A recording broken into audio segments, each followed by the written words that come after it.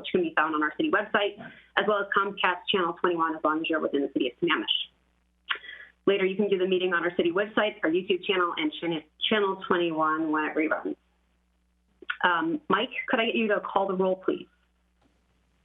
Yes, Mayor Karen Moran. And I believe she is running a little bit late this evening, so we'll move on. Deputy Mayor Christy Malchow. Yes. Councilmember Ken Gamblin. Present. Councilmember Tom Odell. Here. Councilmember Chris Ross. Present. Councilmember Pamela Stewart. Here. Councilmember Kent Treen. I believe Kent also had an excused absence this evening. So I moved to excuse Kent. Yes, so actually, I think we need a formal. Yes, I think we need a formal motion. Thank you, Councilmember Adele. I will second that. So it's been moved and seconded to excuse Councilmember Treen. He has some business that he needs to attend to.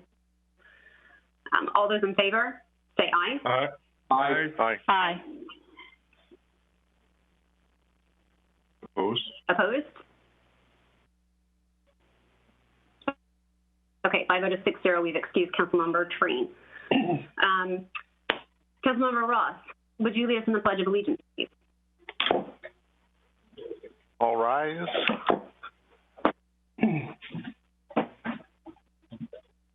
I pledge allegiance to the flag of the United States of America, to the republic which stands one nation under God, indivisible, with liberty and justice for all.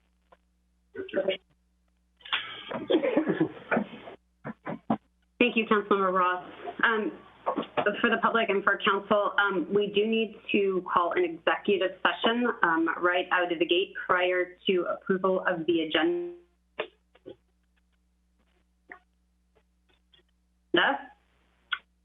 And that is the executive session for 42.30.110(1)I, which is litigation.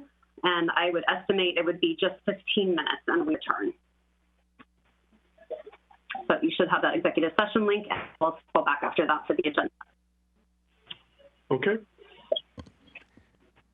For anybody who has called in for public comment, we will be ending this GoToMeeting. If you could please call back in once the GoToMeeting has ended, we will return to public comment here shortly. Thank you.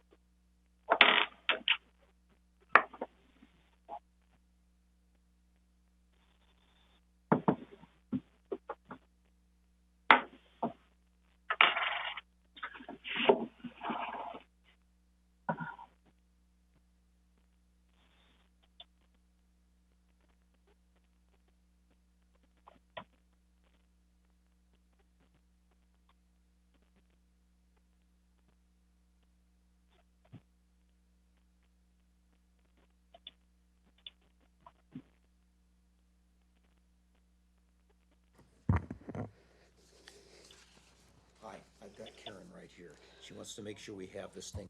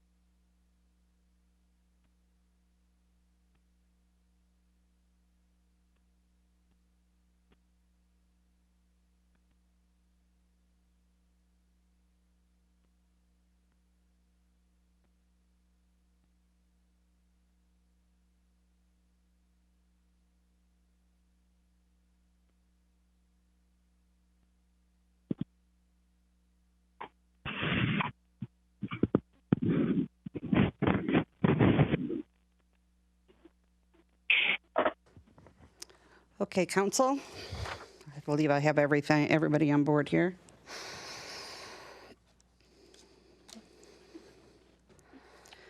Okay, the first thing we're going to do is we're going to approve the agenda. And so I'm looking for a motion to approve the agenda. So moved. Second. All those in favor say aye. Aye. Aye. Aye. Aye. Any opposed? Excellent. We need to amend it. Pardon? I said I thought we needed to amend it. No, because we have to approve But it we first. just approved it. Now we have to amend it. No. Okay. So No, the now- rules state that once it's point of order, Yes. the council rules state that once the agenda is approved, then nothing can be added to the agenda. No, I just read it in Robert's rules, so we had to approve it to amend it.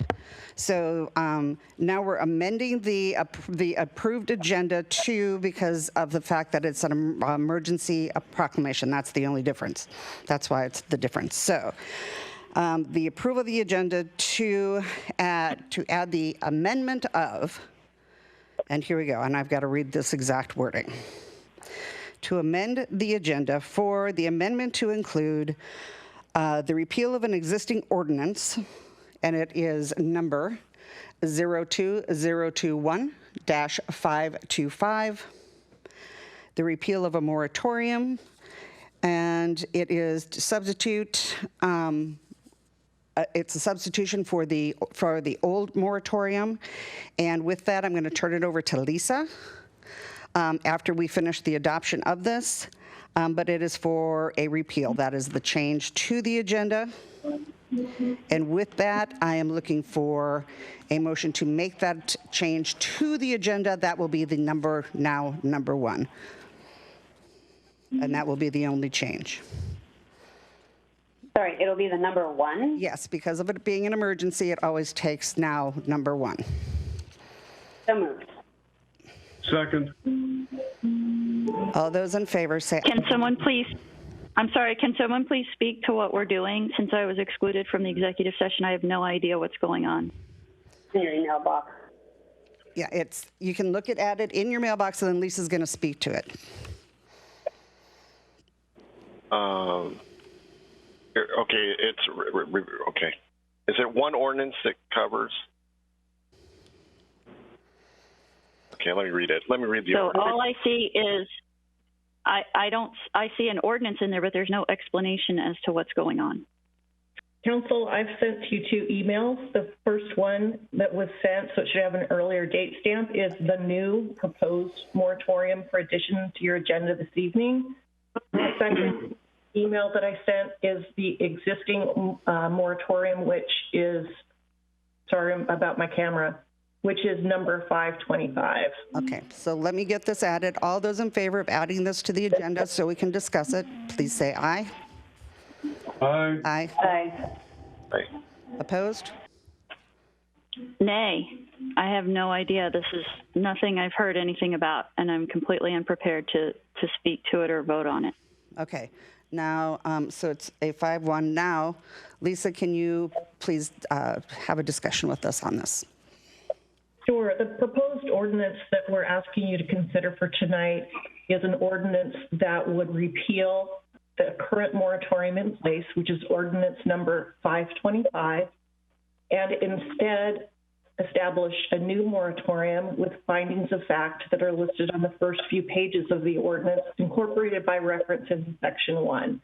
And as I mentioned, the repealer section would repeal ordinance 525 and then establish a new moratorium, which is authorized in 2 places in the RCW. The first is the Growth Management Act, RCW 3678-390, and second in the Planning and Zoning Enabling Act, RCW 35A63-220. The moratorium places a moratorium on the acceptance of applications for concurrency certificates for a 6-month period. Accepted from this moratorium are concurrency certificate applications for public agencies as defined in Sammamish Municipal Code 21A 15915, concurrency certificate applications for single-family residences on existing vacant lots as defined by Sammamish Municipal Code 21A 365. Looks like there's a need to add a section there. We can do that as a scrivener's error after the fact.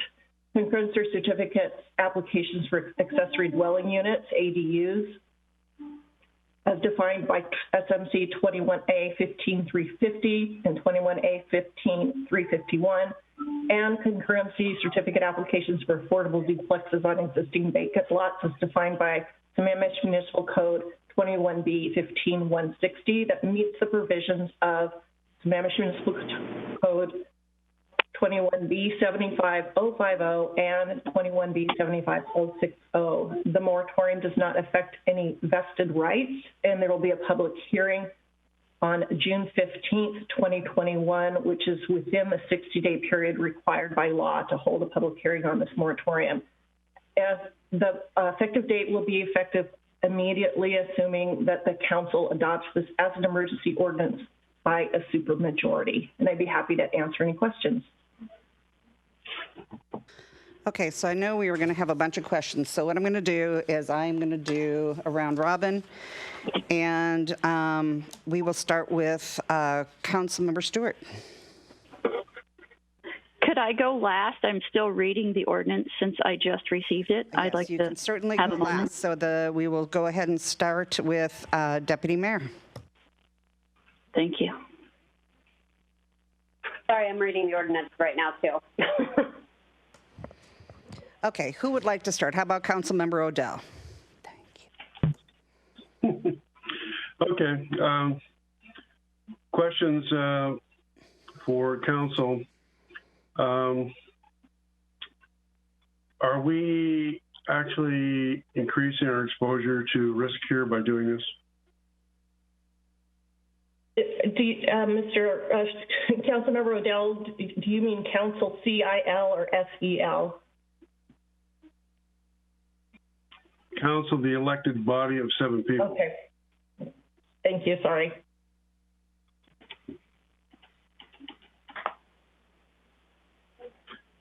So we are doing this for a reason of legality, as I understand it. And I think that this is something that we need to do. That's all I have to say right now. Okay, next would be Councilmember Ross. Pass. Councilmember Gamblin. Yeah, thank you, Madam Mayor. The explanation that I've heard, executive session, and the further reading that I've done right now makes me amenable to this, making this new moratorium and the motion. Thank you. Deputy Mayor. Sorry, I don't have any comments.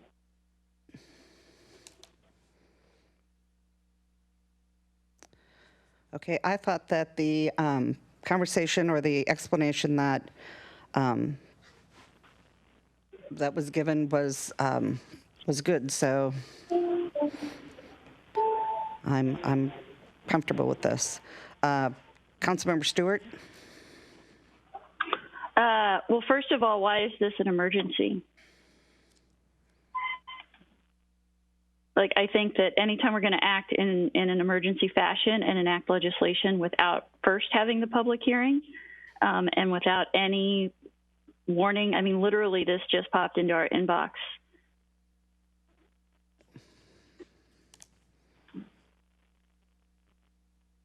Lisa, do you want to answer that? Because we don't want to leave a gap in the moratorium. And what gap are we filling? I think I answered that question already. I'm sorry, could you please explain again? I wasn't clear, and I was probably reading while you were speaking, and I apologize, but I'm trying to catch up. I think your question's a rhetorical one, Councilmember Stewart. It's not. I honestly have no idea, Council. I'm legitimately asking. I'm unclear what gap we are filling.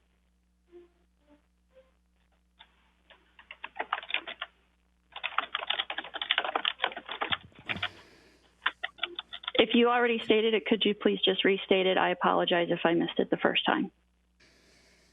No, I'm not willing to do that. I'm sorry? I don't understand. If you already said it on the public record, I don't understand why it would be a big deal to just restate it, as I'm just trying to catch up on things. Okay, Deputy Mayor, did you have a question? No, I'm sorry, Mayor. I have the floor, and I just don't understand if our legal counsel already stated it in the public meeting, why is it unreasonable for me to ask her to restate it if I missed it the first time? Point of order, Mayor. Make your point. I believe that the city attorney is limited to what she can say because this is concerning litigation. We discussed this in executive session, and that's why she's not able to discuss this now. I believe the city attorney can speak for herself on that point, Mr. Councilmember. My point, Councilmember. So it may need to be left unanswered because it is ongoing litigation.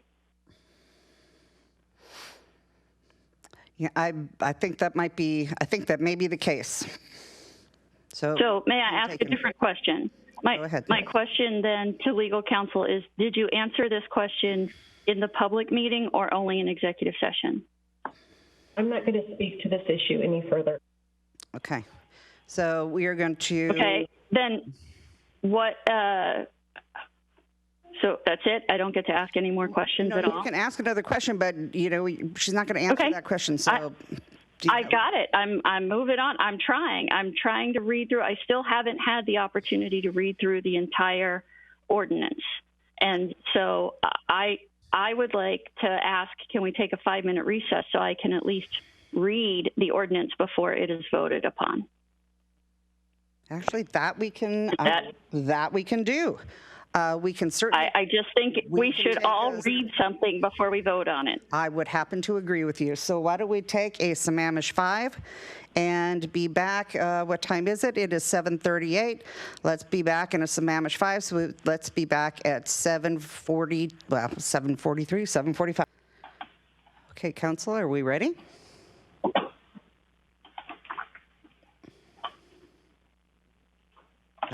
There's Mr. Gamblin.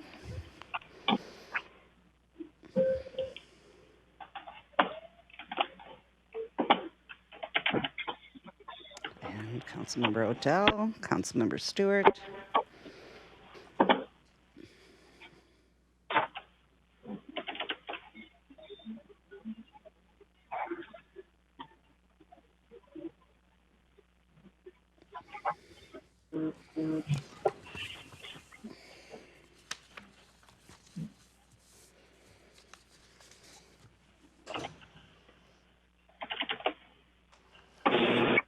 I think we're all on here, Karen. Okay. All right. We are going to go back to questions and see who's got questions. Okay. So we are on our second round here of questions. Some of us didn't ask any. So let's start with Deputy Mayor. Do you want to start us off with questions? Sure, I'll ask a question. The new moratorium adds an additional exemption on here for affordable duplexes on existing vacant lots. What are we talking about as far as trip generation from those? Deputy Mayor, I'm going to defer to David Pyle to answer that question.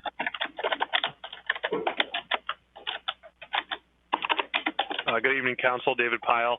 I actually am not a traffic engineer and don't have a background in the number of trips. I would hope that... Your typing is causing a lot of background noise. Thank you. Sorry, David. We do have Public Works staff here with us at tonight's meeting. I would ask that Jeff Elks can help explain to the council the difference in the number of trips generated by a duplex versus a single-family residence. Yeah, I don't have the ITE trip generation manual in front of me, but memory serves me right. It's a little bit more than a single family resident. So typically we have a single trip for a single family resident. A duplex is less than 2, but more than 1. But I don't have that number in front of me at this time. I would happy to find that later and report back to council when I have that detailed information. I think that would be imperative information prior to voting on this. So I would request that you try and gain that before council votes on this. I will see what I can do. Thank you.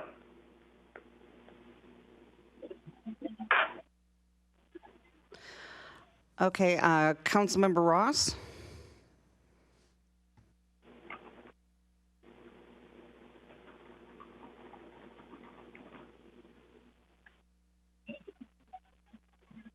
Mayor. So in reading this, we're adding the facts and data of our progress, as well as adding duplexes as exempted to expand our affordable housing reach, as I understand it. And then finally, does the other terms and condition, is it replicating the other terms and conditions in this price, Lisa, in the repealed moratorium reference here? The only new addition in this moratorium is the affordable duplex exemption. The others are the same.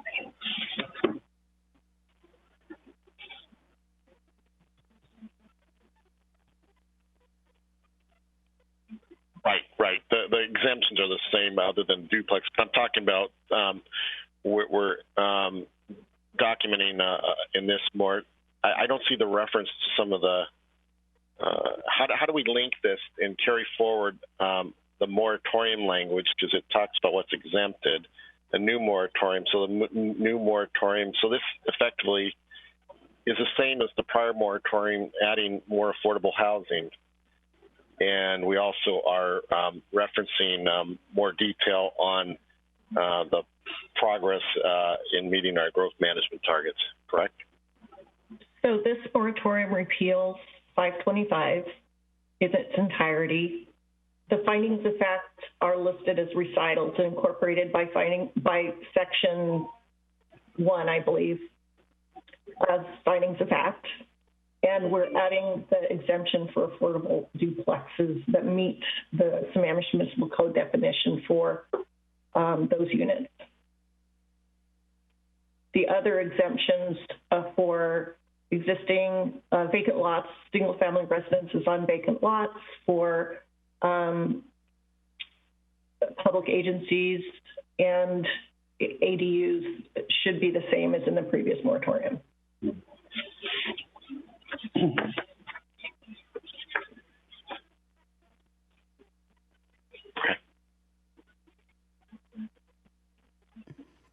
Councilmember Ross, did you have another question? No, I don't. Thank you, Lisa, and thank you, Mayor. Okay. Okay, Councilmember Stewart.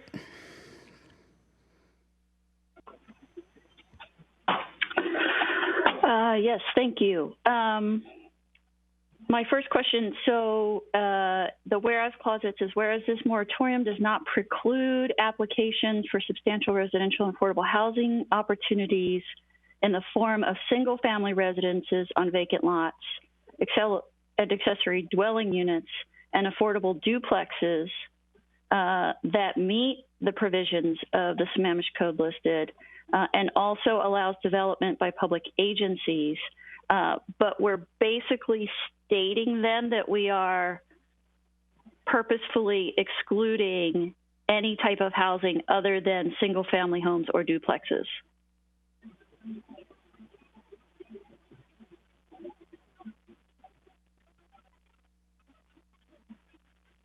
Is that accurate, Lisa? I'm assuming you wrote this. I didn't hear a question. I just heard a statement.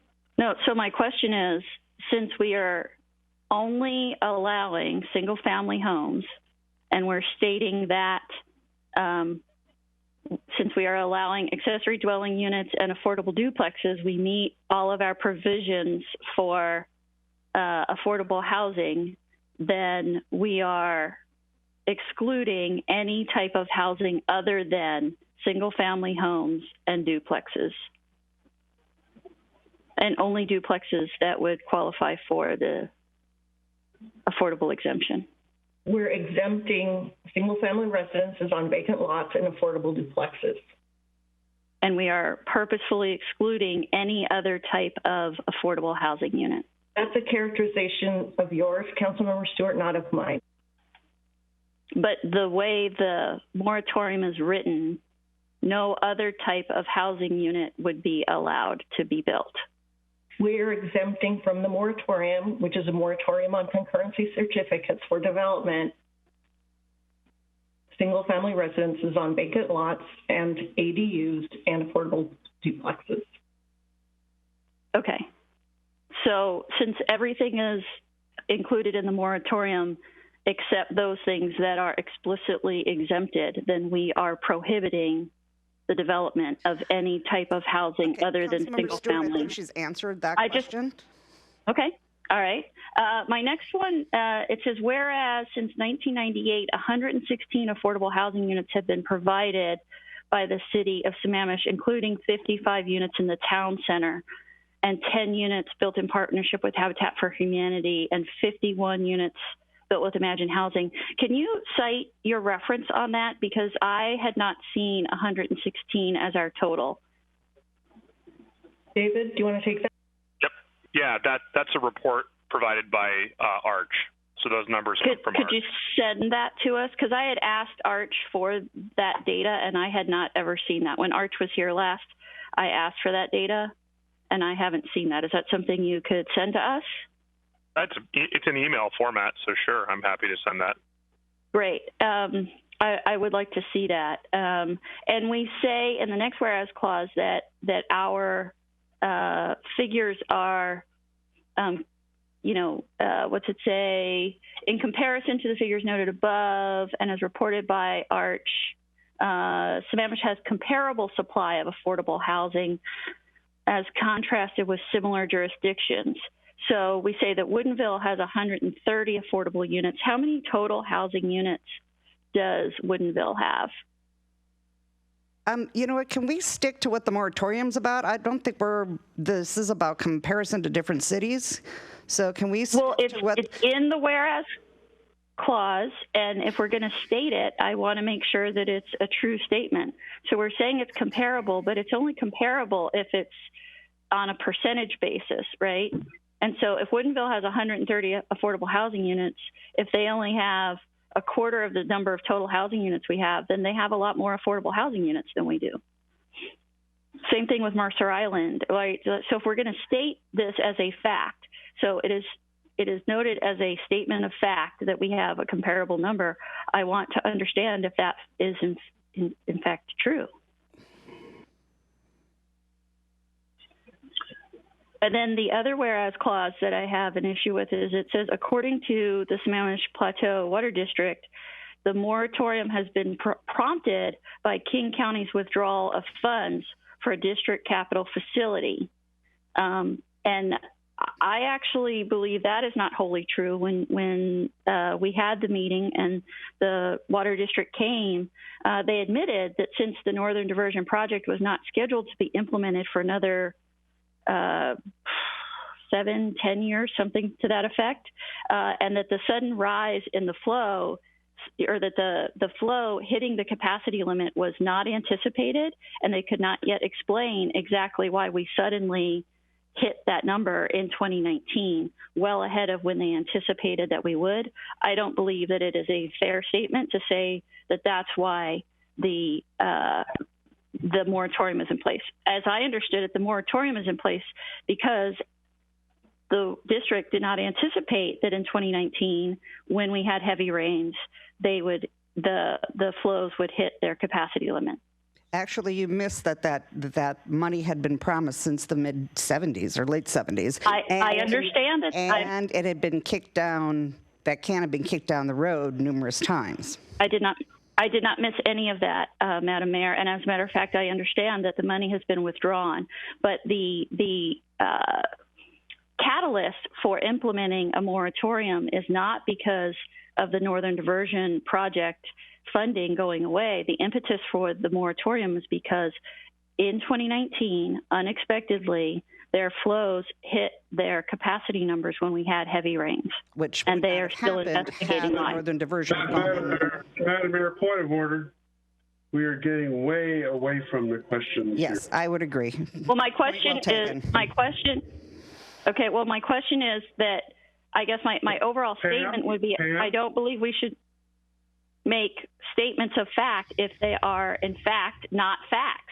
Well, Mayor, members of council, our legal staff and outside legal attorneys and community development staff all worked on these things and substantiated them as factual information. We were not put misleading or unfactual information into the ordinance.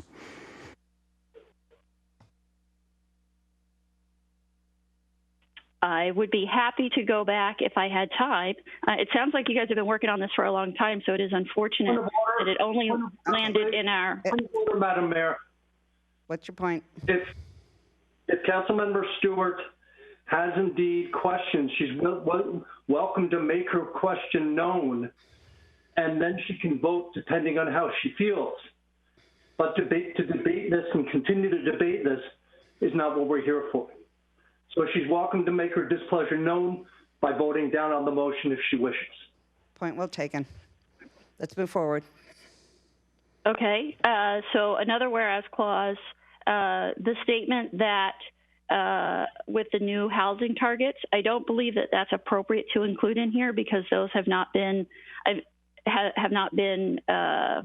voted upon at the King County level. So those are still in proposal. They are not the current targets. So I don't know that we should be including those in here.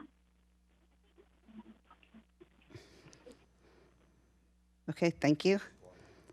And then I would just like to, I believe that since we are discussing a motion that is on the floor, I'm allowed to not only ask questions but make statements. And I would just like to point out that by excluding any other kind of housing outside of single family homes and possibly a few affordable duplexes, that we are implementing exclusionary land use policies, you have made which that have point. been proven, to be overtly racist in their outcome.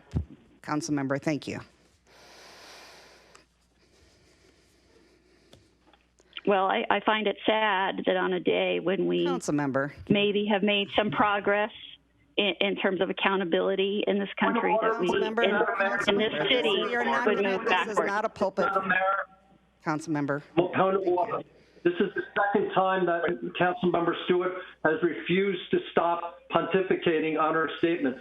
Please make your statement and move on. Thank you. I was making my statement, but I was interrupted by several people. Thank you.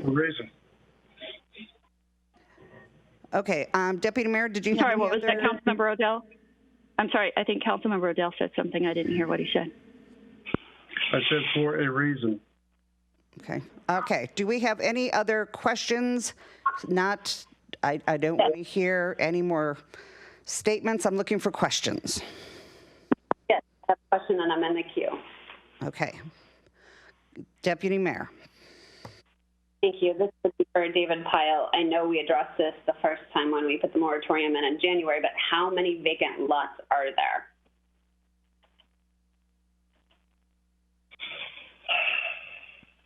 So if you could bear with me. I think it's listed in the whereas clause. Yes, it is. I just need to pull up. It's like 2,146, I think is what it said. How many are buildable? So that really depends on how you define buildable. We did, if you bear with me for 1 second, I'm trying to find presentation.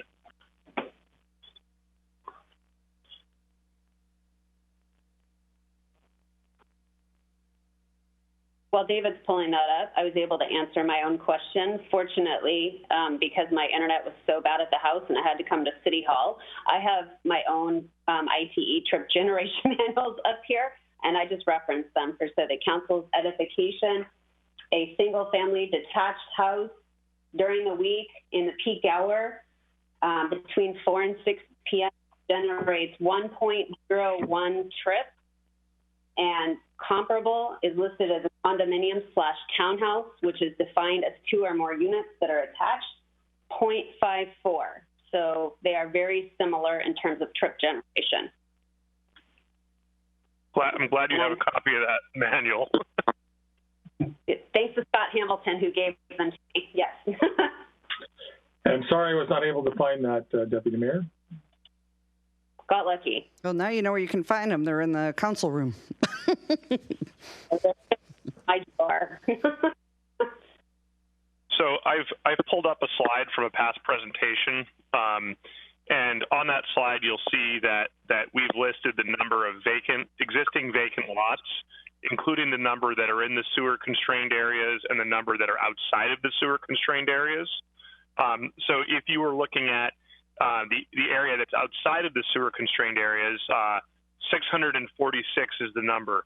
Now, what's stated here is that while many of these parcels were removed as part of our urban growth capacity study, many of them are still considered to be developable with one new single-family residence. It would not be unrealistic to expect that many of these parcels could be built on with new single-family residences as natural growth. So what we're saying here is that outside of the sewer-constrained areas, we have 646 vacant lots, according to the King County Assessor's database from 2019. Now, out of those 646, you're going to probably find that maybe half of those are constrained by critical areas, wetlands, steep slopes, streams. You might also find that many of those lots are too small to be built on, or are in some form of ownership that renders them not buildable, like public ownership. So what we then look at is how many of those might ultimately be built on over the next 25 years, and then how many of those might ultimately be built on within the window of this moratorium. So I think that really is the question that the council would want to ask yourself is, based on the rate of development as we know it, and based on the exceptions that are listed in the proposed draft moratorium in front of you for consideration tonight, how many of those lots might actually be built on to accommodate one of the exceptions or under one of the exceptions listed in the moratorium. And those exceptions are public facilities, new single-family residences on existing vacant lots, accessory dwelling units, and added to the list for tonight's consideration is duplex units meeting the affordability requirements listed in the code. So affordable duplex units. So based on this statistic, I'll leave it up to the council. If you want me to pull the slide back up, I'm going to go ahead and stop sharing my screen.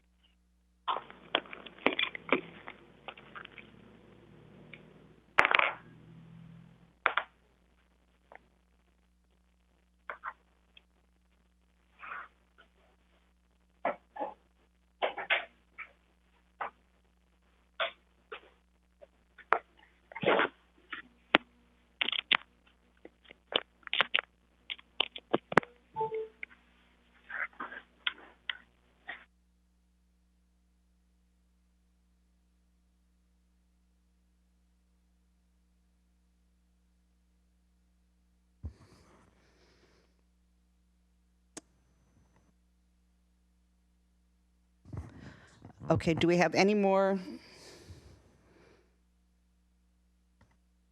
Do we have any more questions?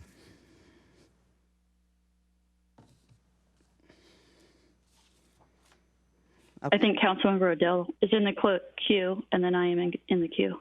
Okay. Oh, sorry, I didn't see that. Councilmember Odell.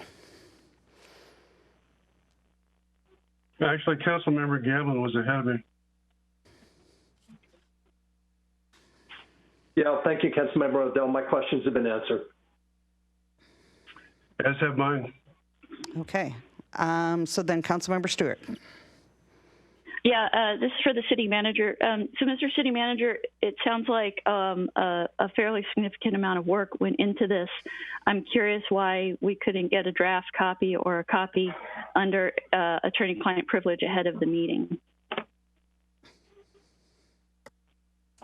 Legal counsel and staff worked on this the end of last week. We just had a meeting yesterday to go over most of this, and legal counsel said that they prefer to provide it at the meeting.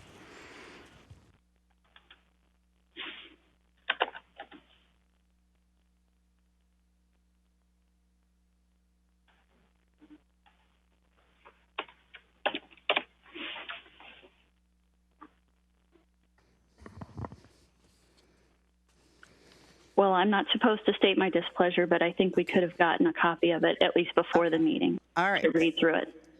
Okay, with that, I think what we're looking for is, I'm looking for a motion, one way or the other on this. I thought we already had a motion on the floor, and we were discussing the motion. Yes, do. We do have a motion on the floor. Who made the motion? I thought you did, Madam Mayor. I didn't make the motion. I made the motion to put it on the agenda. Okay. I think I seconded it. But Okay. So we have the motion on the floor. Tom seconded it. We don't know who made the original motion. So we have a motion on the floor. We have a second on the floor. To Madam Mayor, call the question. Can we get clarification as to what the motion is? I'm now confused as to whether it's adding it to the agenda or if it's to move the. well, that's why I was going backwards to see who had put the motion on the floor. So Tom, what was the motion that you seconded? Because this was so long ago. I don't recall a motion being on the floor for the passing of this resolution. Basically, what I did was second the motion to pass this resolution. Okay. Made the motion. You made the motion? Who made the motion? Chris did. Chris I did. Oh, golly. This is a clown show. I can't hear. Okay, let's start over. We passed the agenda, and now I make the motion that we approve the resolution repealing, and I don't have it in front of me, the writing. Let's go back because I'm so many different windows open. Oh, boy, hang on. We're repealing 02021-525 Okay, hang on. in its entirety and replacing it with this resolution. Did you find it, Chris? Yeah. Okay. I make the motion that we approve ordinance that repeals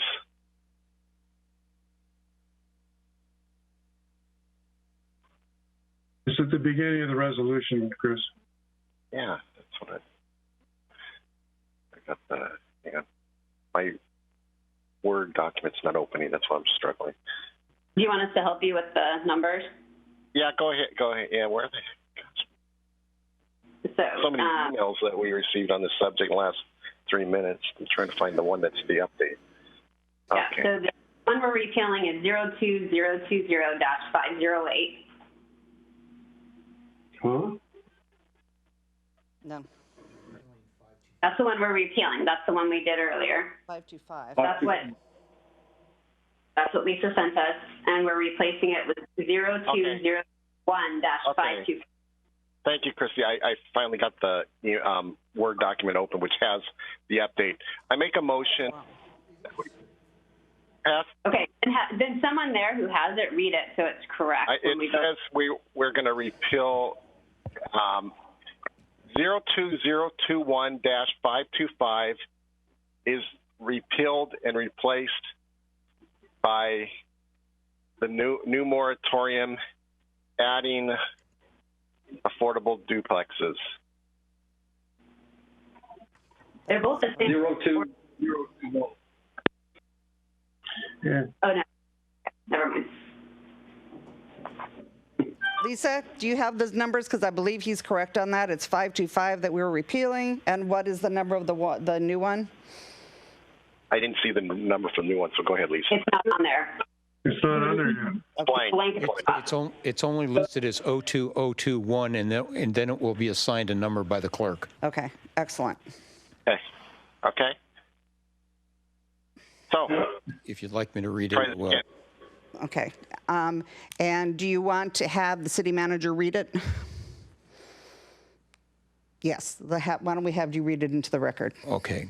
Mayor and Council, on ordinance number 02021, an ordinance of the City of Sammamish, Washington, repealing ordinance number 02021-525 and establishing a 6-month moratorium on the acceptance of applications for concurrency certificates under Sammamish Municipal Code, Chapter 14A.10, including exceptions for public agencies as defined by SMC 21A.15.915, semicolon, single-family residences on existing vacant lots as defined by SMC 21A.15.365, semicolon, accessory dwelling units as defined by SMC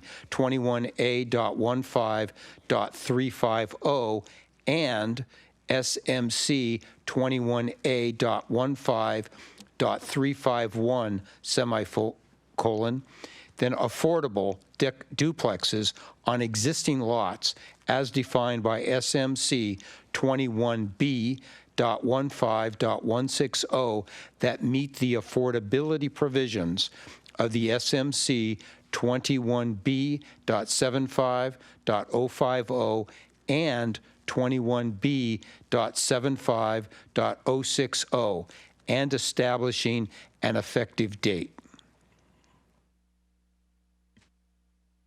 Second. Thank you. Okay. We have Councilmember Ross put it in. It was read into the record by the city manager. It was seconded by Councilmember Gamblin. Thank you. Okay. All those in favor of the resolution, say aye. Time out. Hold on, I'm in the queue. Okay. Hold on, I'm in the queue. You just made a motion, I'm in the queue. Okay. All right. I believed we had been through the questions plenty of times, but Councilmember Stewart.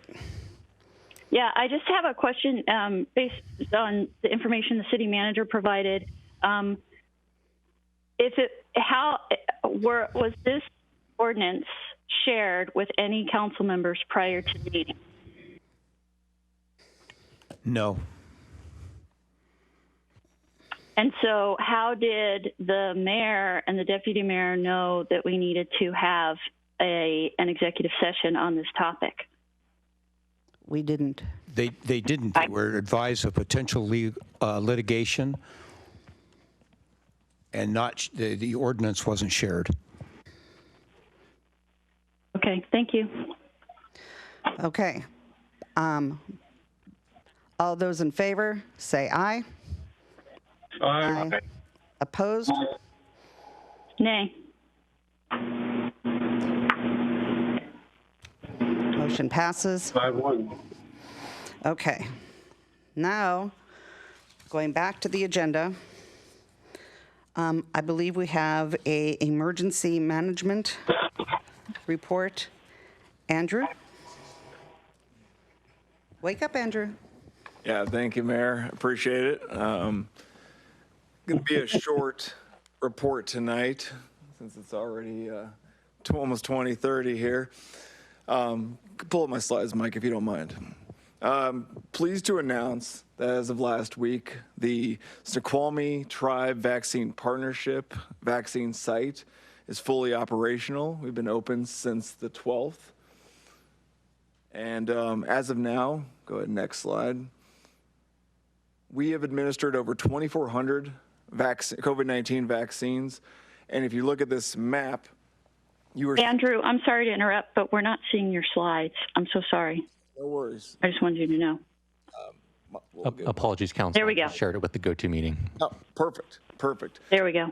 So if you look at where these demographics are coming from, where our populations, I think these 2,400 vaccines that you're seeing here that have been fulfilled already entirely validates why the Snoqualmie Tribe, Eastside Fire, City of Sammamish, and the City of Issaquah have been so adamant of why the East Side needs a vaccine site of their own. We are not pulling from populations from Seattle. We are not pulling from populations from across the county. These are East Side residents that needed a vaccine and were able to get one here in our own backyard. Next slide. This is a projection over the next 3 weeks. We've already booked over 12,000 future COVID-19 appointments, with an additional 1,800 new appointments open up every Monday or every week, open to anyone 18 and over. And as you can still see, while that population is starting to expand, we are primarily still reaching East Side populations in Sammamish, in Issaquah, and throughout the Snoqualmie Valley. Next slide. One of the great successes of this story is how we were able to provide this vaccine in a highly equitable manner. The graph on the left is the populations, the demographics reached last week, looking at about 63% white, which is actually below the average white populations in Sammamish and Issaquah and the Snoqualmie Valley, and the rest of BIPOC populations, Black, Indigenous, persons of color. As we move on to the future weeks, you see that number even increasing, targeting about 52% white populations that have been able to secure appointments, with the roughly 48% additional appointments through persons of color. This is also, again, one prong of this multi-phased vaccine approach. We've also continued our mobile vaccine teams throughout an entire Eastside Fire and Rescue service area. We've also stood up pop-up clinics serving hundreds of residents at a time. Last week, we were at the Sammamish Mosque. Next week, we will be at the Vedic Temple. We're working with Klahani at low-income housing, and we'll be down at Providence Point in Issaquah serving elderly populations there as well. And with that, I'll take any questions. Andrew, any issues with vaccine shortages? Not at all. Our partnership with the tribe allows for us to secure vaccine directly from the state. We did have contact with King County Public Health around the same time with a letter saying that they could possibly support this site with additional vaccine the first week of May. However, a discussion I had with them last week, they told me that their vaccine was actually being cut by the state and they could most likely not provide us any additional vaccine. Thank you. We will be continuing 300 doses a day until May 10th, and then the Lake Sammamish site will be up to 600 doses per day as we continue our 300-round boosters and 300-round primary shots as well. Councilmember Ross, did you have a question for? I did. Thank you. Andrew, thank you. I've referred several people to this program, and all have been rejected and when they try to register. And I asked them to register on Mondays in the morning, and then every hour thereafter they tried, and this is the second week, thinking that maybe we'll catch a new wave of openings. So most of the people all the people I referred have not been able to queue up in the registration line. And so it's very frustrating to them, and they've basically have given up. They think I'm giving them a phantom referral. Yeah, I guess I could comment on that. On Monday, we opened it up around noon, and those 1,800 registrations were open for about 4 hours. So there were plenty of opportunity, and as people cancel, you are going to see ones and twos open up throughout the day. We also have, again, if these are vulnerable populations, we've been working hand in hand with our human services representatives from the city of Sammamish and city of Issaquah, who are able to secure. I've given them direct appointment capability. So if the people you're recommending are categorized as a vulnerable population, they could definitely work with our human services folks as well to secure a one-on-one appointment. But those windows, they do go fast. I think it definitely highlights the need here on the east side. But there has been, when we do open, it usually is open for several hours at a time.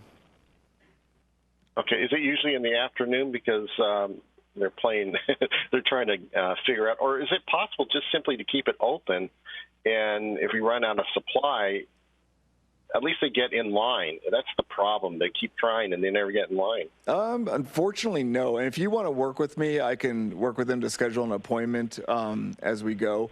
The reason why we only open 1 week at a time is because that's exactly how much vaccine we know we can get. We don't want to schedule appointments and perhaps have a vaccine shortage. You saw this.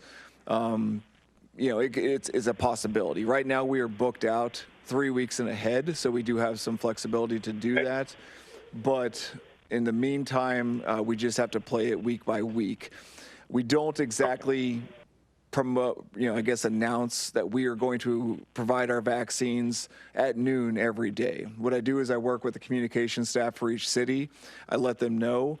The reason why I do that is because if we said it was going to be picked up at noon every day, that would be picked up by every vaccine hunting group in the state.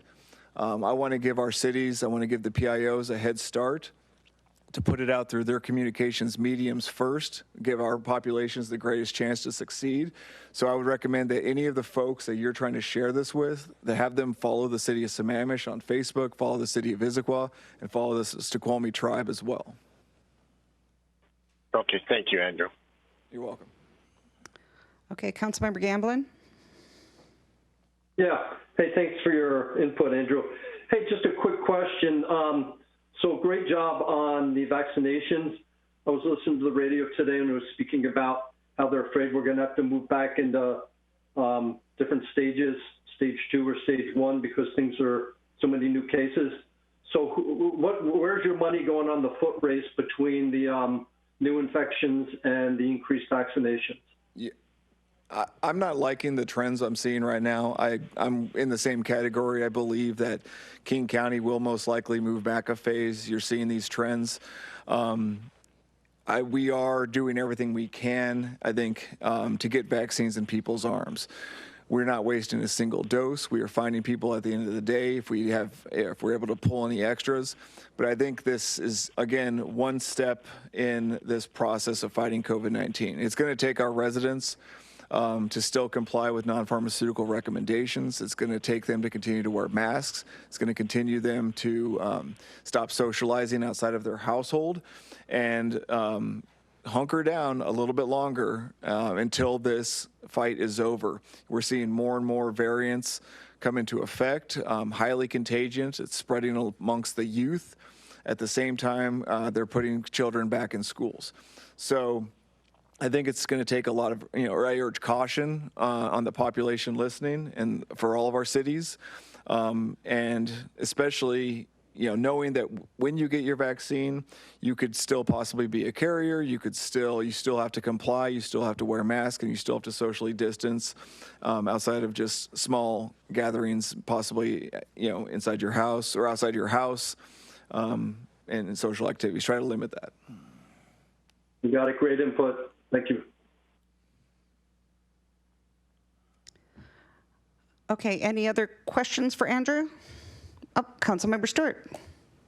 Yeah, Andrew, thanks for sharing that information. I just want to kind of clarify for people, this isn't actually a foot race between, getting people vaccinated and the rise in COVID cases, because until we have a vaccine for children under 16, we will not be able to hit herd immunity, and we will have to continue with wearing masks and social distancing, and as Andrew put it, all of the non-pharmaceutical methods, because even if every eligible adult got vaccinated, we have more than 30% of our population are children under 16.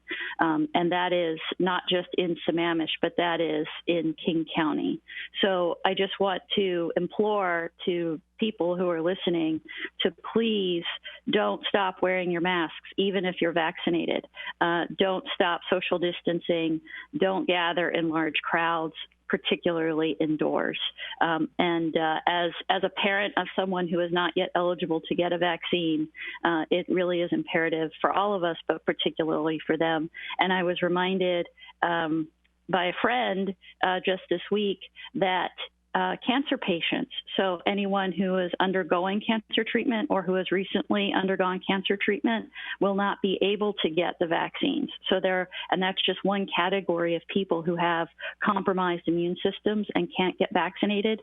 So for those people who are in a situation where they can't get vaccinated, we all need to help and continue to do what we can to make sure that we keep everyone in our community safe. Okay, thank you. Thank you, Andrew. Great report.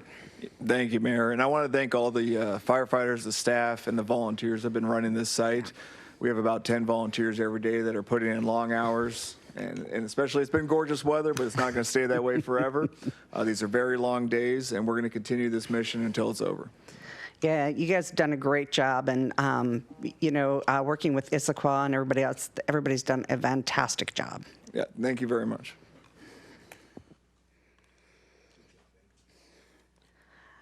Okay, moving forward with our agenda, the next thing we have up this evening is the consent calendar. So I am looking for a motion for the consent calendar.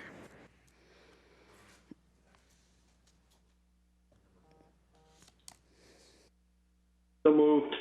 Oh, okay, so I've just been informed we are removing number 4 from the consent calendar. So I'm looking for a motion to approve the consent calendar with removal of number 4. So moved. Great. Thank you. And do I have a second to that? Second. Thank you. Sorry, they're on consent agenda. We have to pull an item. So. Okay. All of those in favor? I'm sorry. Just to confirm, what is item number 4? Just to make sure I got the right. Interlocal agreement with the Sammamish Plateau. Perfect. For Ebright Creek Water District. It'll be coming back on May 4th. Got it. Thank you. Okay. All right. So all those in favor of the approval of the consent calendar, say aye. Aye. Aye. Aye. Opposed? Excellent. And then we are on to new business. So, proclamations. Oh, we're almost on to new business. Okay, so we're not too terribly far behind. Okay, so we have 2 proclamations this evening, and one, I love this group, Hope Link. So can I have somebody volunteer to read both these proclamations? Public comment? We have nobody on for public comment. Okay, making sure. Yep. So, do I have 2 volunteers? How about council member, council member Stewart, which one would you like to read? I'll take either one. I'm so good. how about Global Love Day? And how about Hope Link? Who wants to read Hope Link? One of my favorite organizations.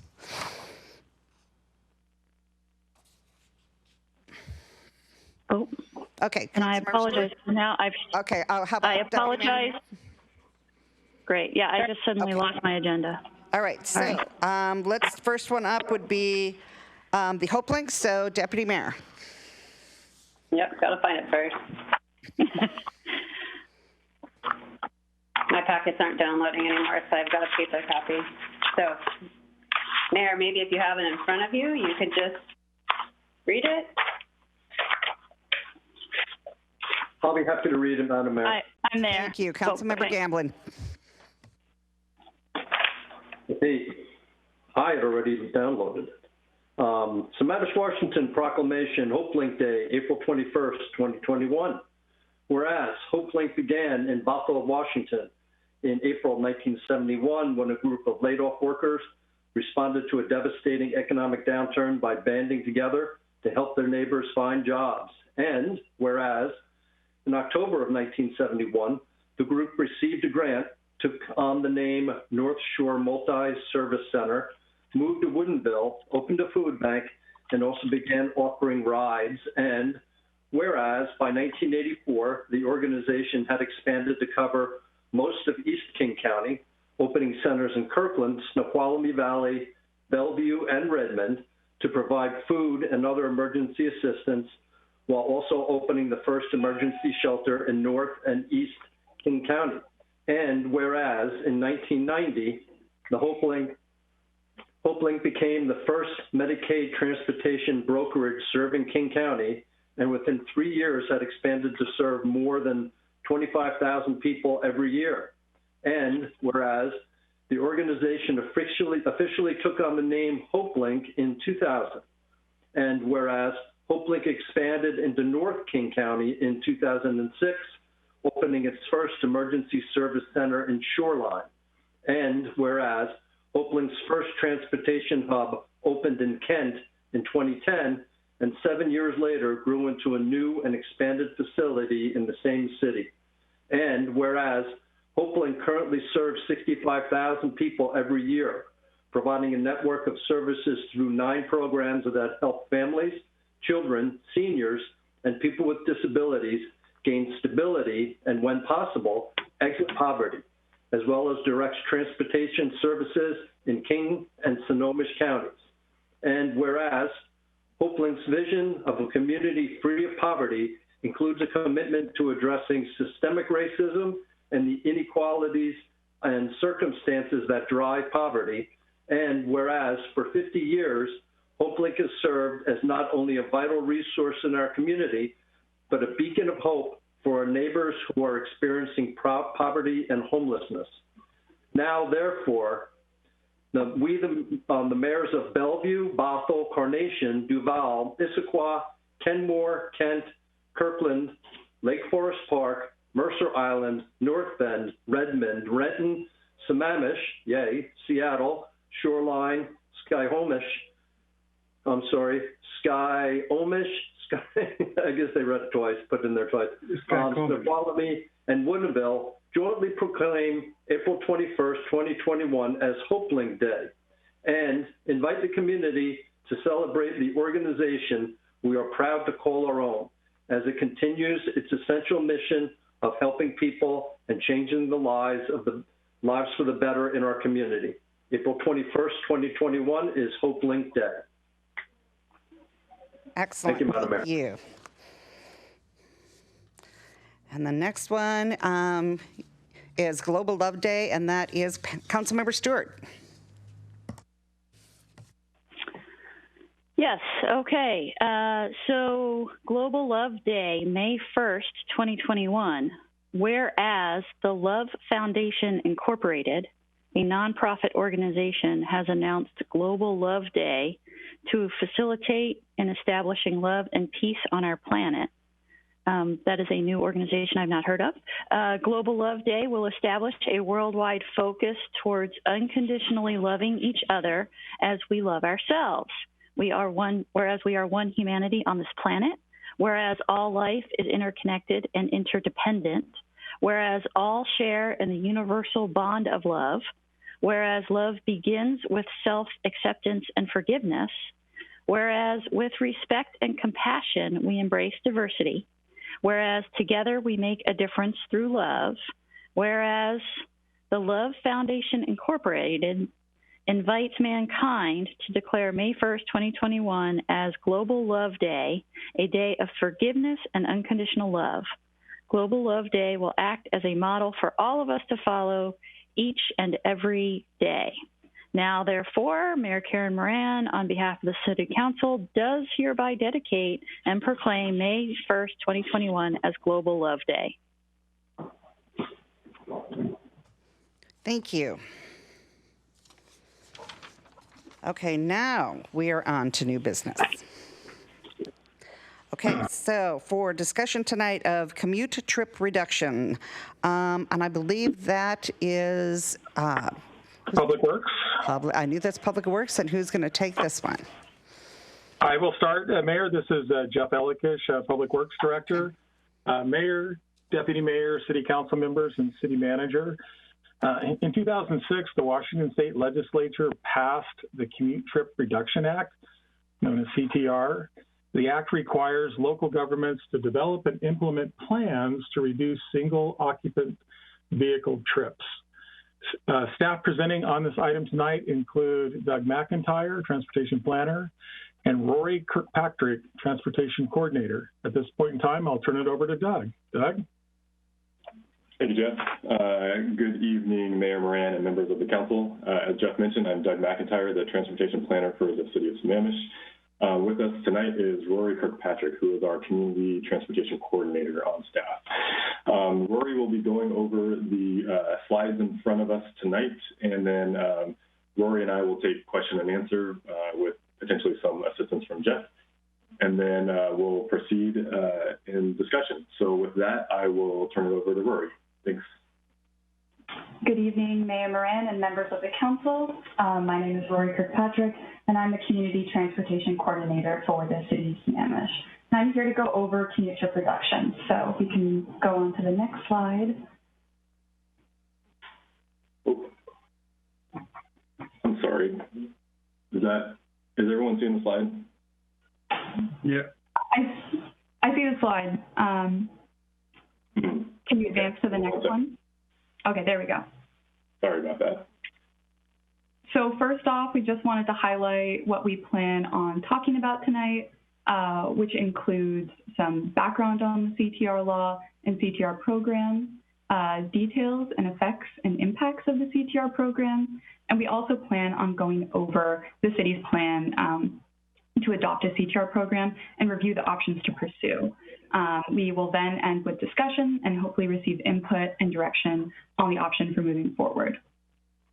Next slide. I'm going to stop sharing and reshare. I'm sorry, I'm having some technical difficulties here. Give me 1 second.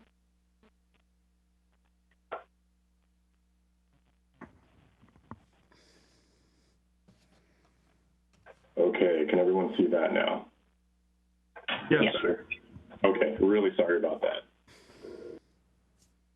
Okay. All right, so first, just some background. Washington State passed the CTR law in 1991, and it was revised in 2006, which just updated the goals from the 1991 CTR law. And the act essentially requires local governments within an urban growth area to develop and implement a CTR plan to reduce single occupant vehicle trips.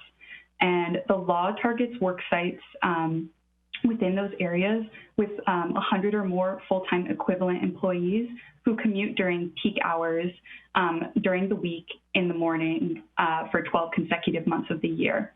And currently, Sammamish City Hall is the only affected work site. Next slide. So in this slide, we just wanted to highlight the effects and impacts of CTR.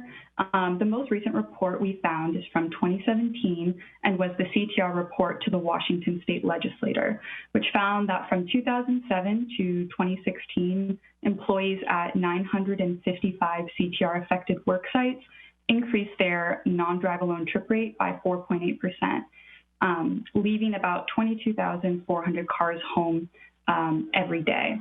So this shows that not only does CTR result in less traffic congestion, but it also saves on gas and reduces greenhouse gas emissions. And you might be wondering how COVID has impacted more current commute patterns due to people working from home. And we did do some preliminary research and found two surveys, both conducted in 2020. One from a WashDOT CTR supplemental survey, and the other is a PSRC and UW COVID-19 mobility survey, both stating that around 80% of respondents are now working from home who were previously commuting to their work site.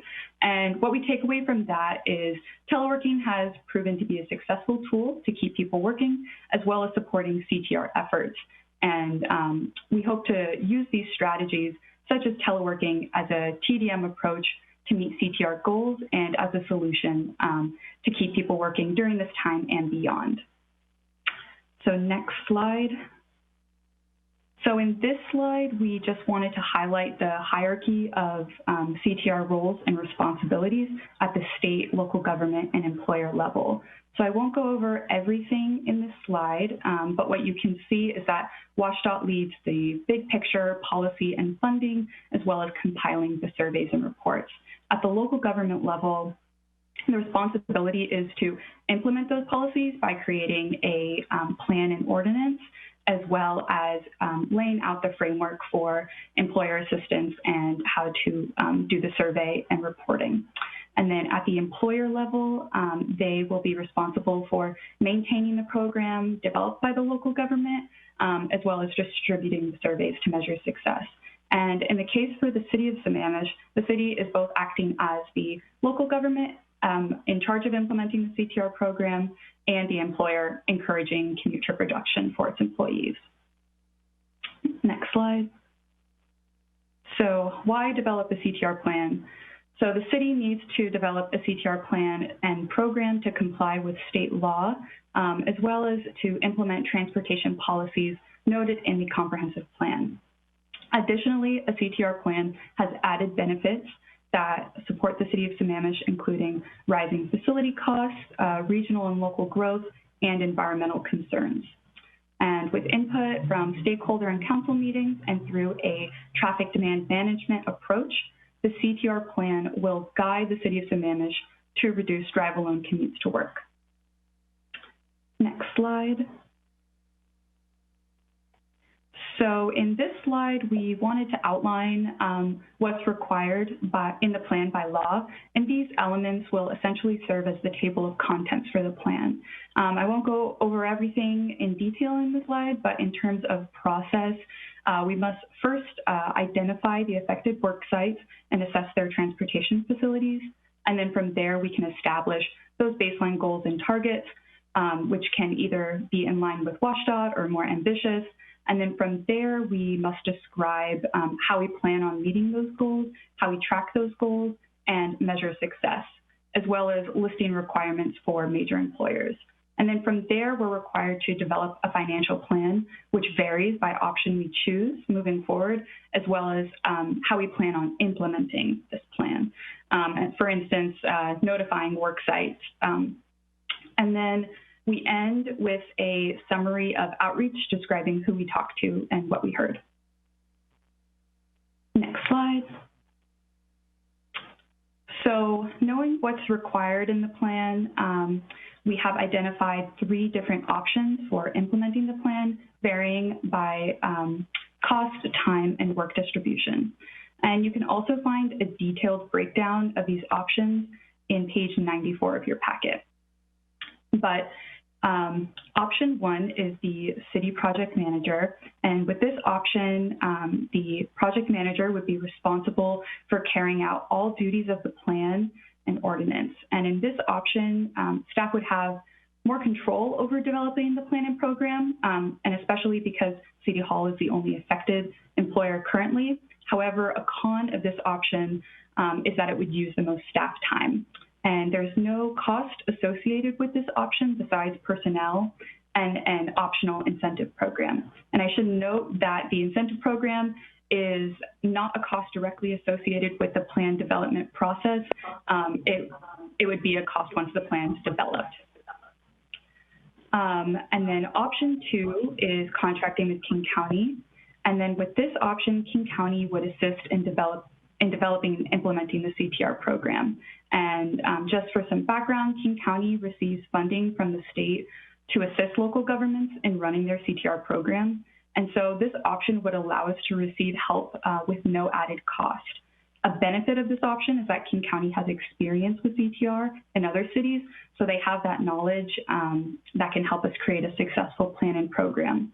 The con of this option is that King County does assist a number of jurisdictions, so we would be competing for time, which could potentially delay schedules.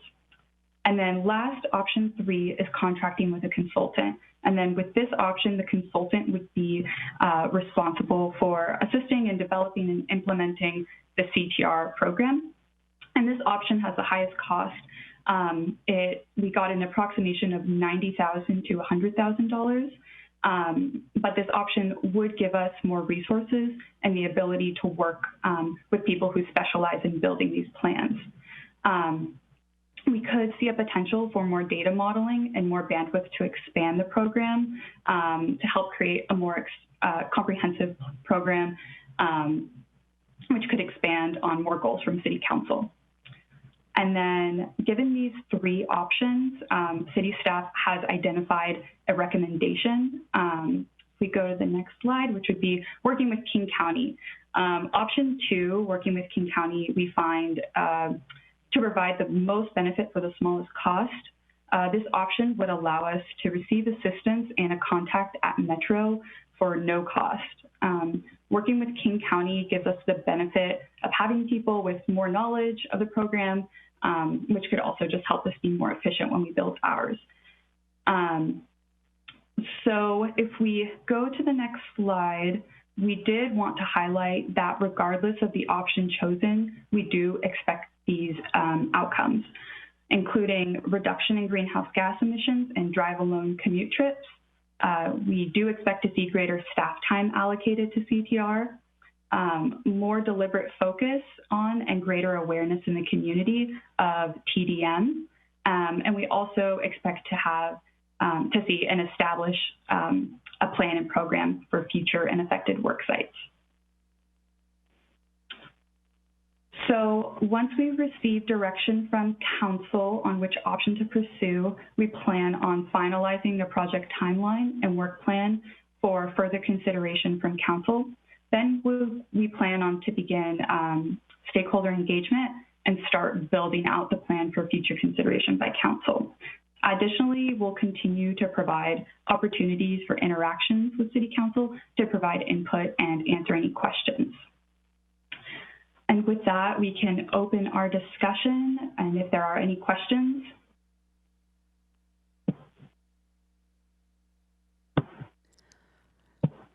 Okay, I think the first one that I see here, because I didn't put the little note up, so I'm going to go by what I see. So I'm going to see that the first one I have is going to be Councilmember Ross.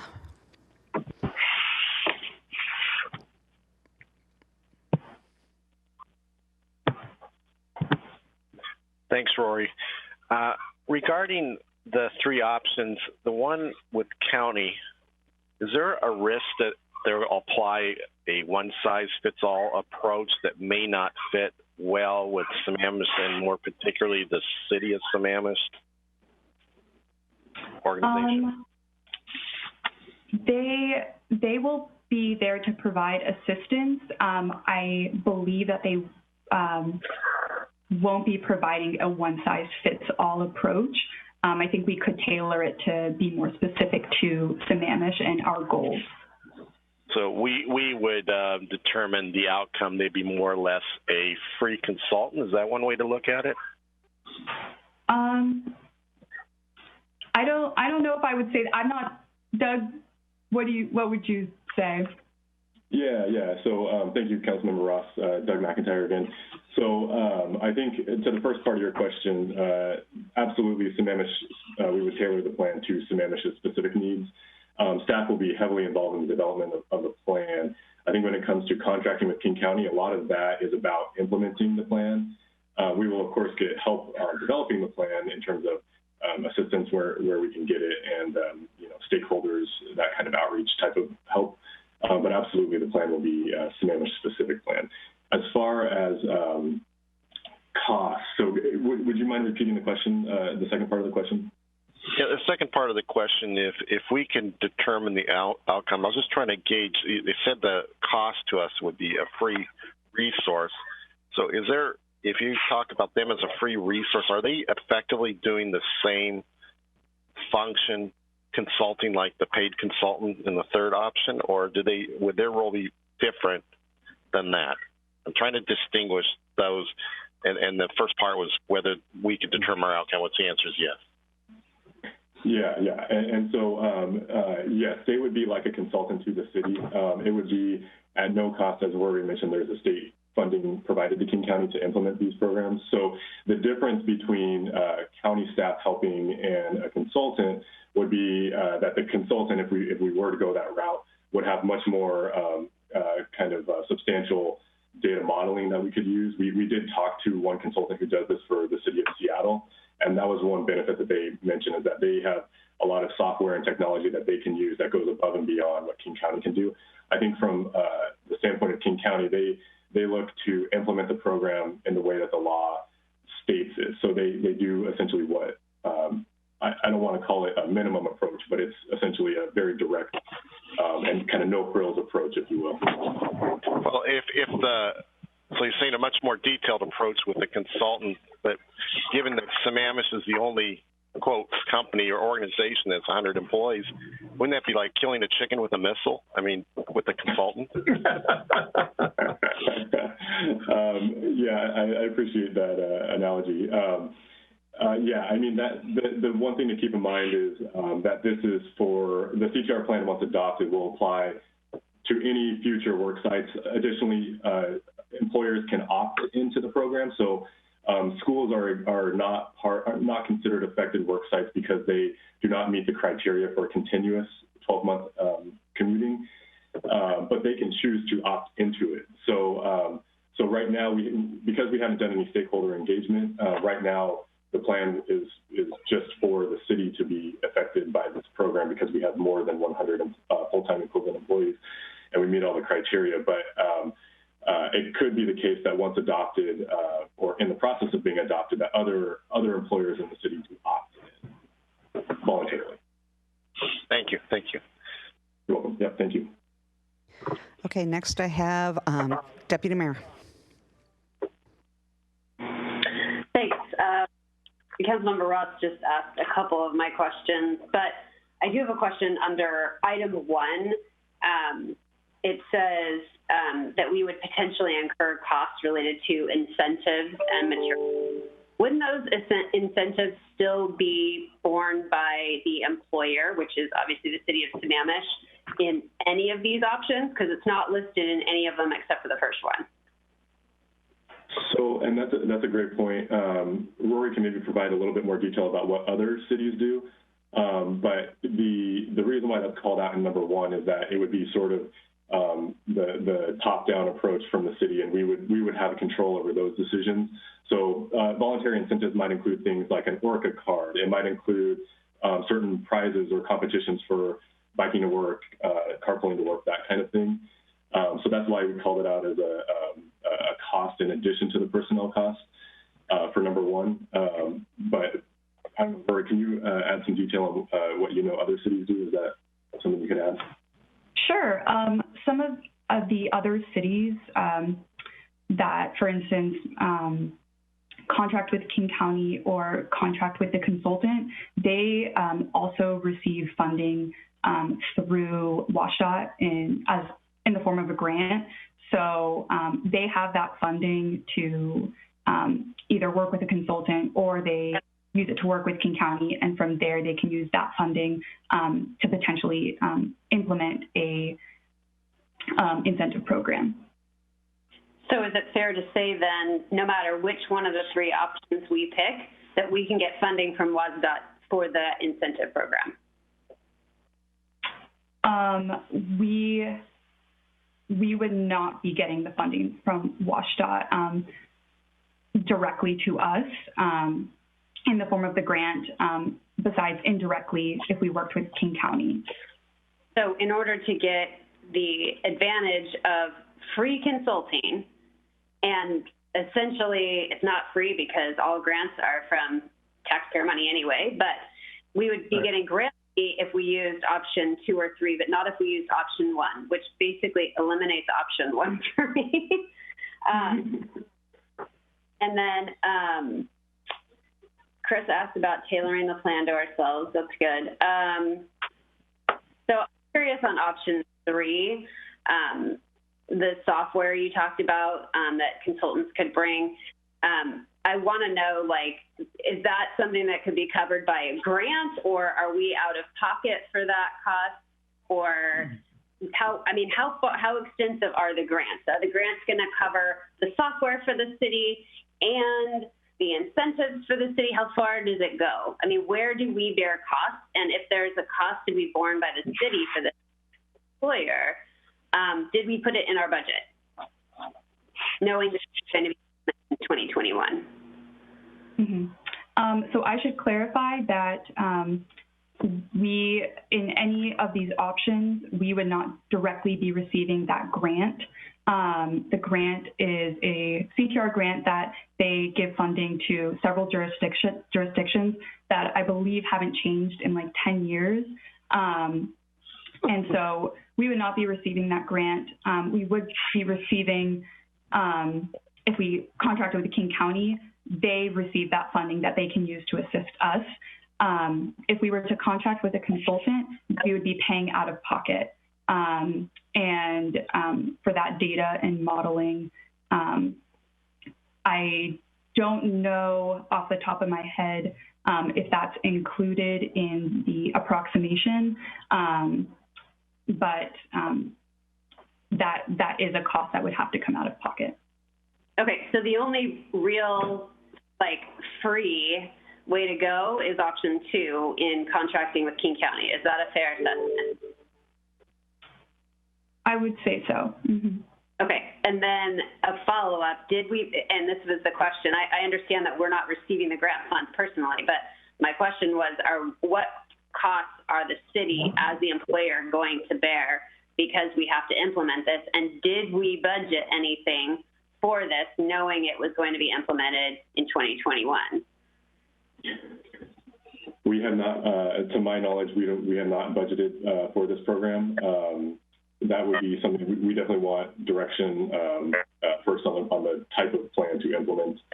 As far as costs to be borne by the city, I think that the voluntary incentive program would be costs for any employer involved in this program. So that would include the city, and that would be, again, things like the worker card and incentives to encourage people to not drive alone to work. So it would be a cost, but we'd have to look a little bit deeper into exactly how much that would cost. My guess is it's probably not a huge amount over the course of a year, but we can look into what other cities put into programs.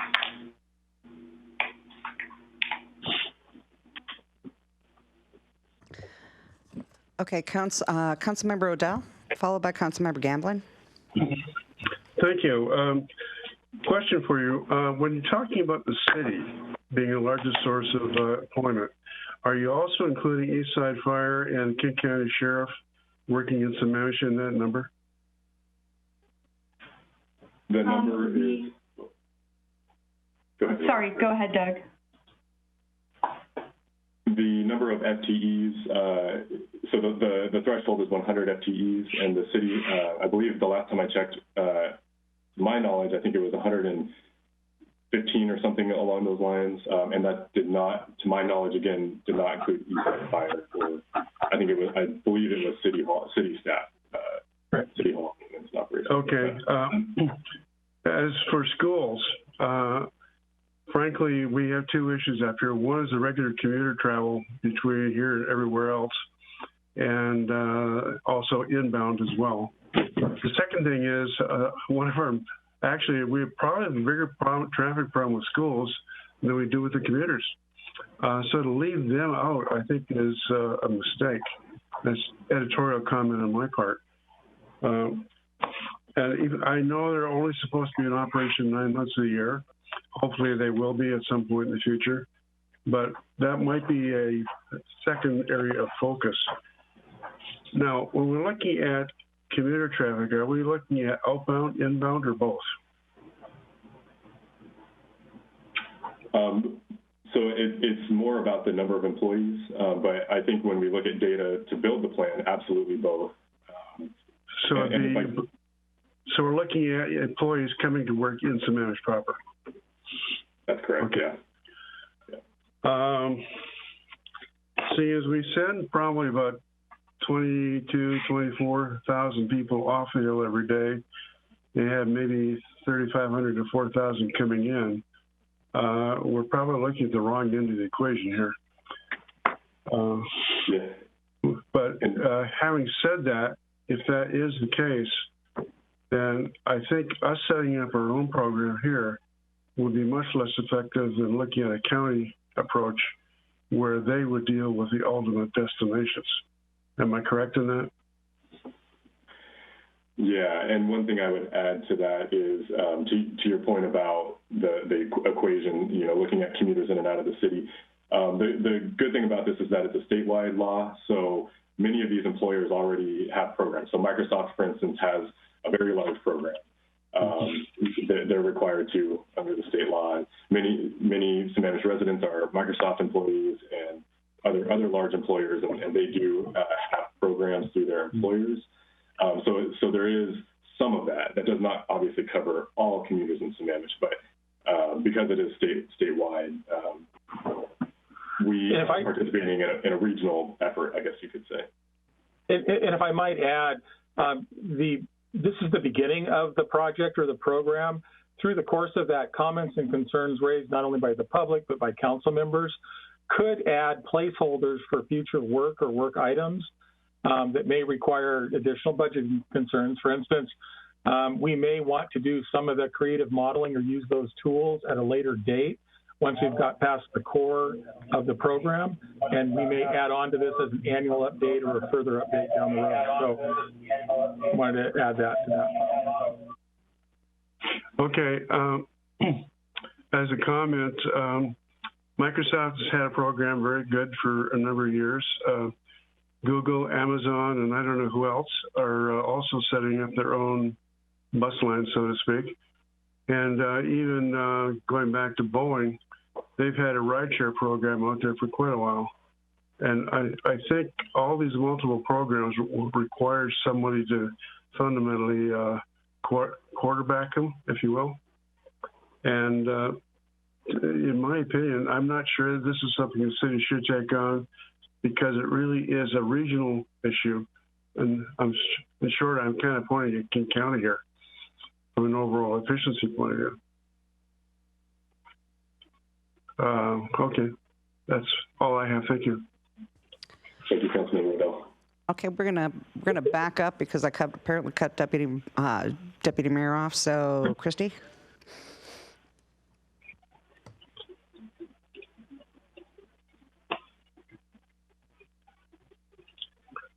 You were muted.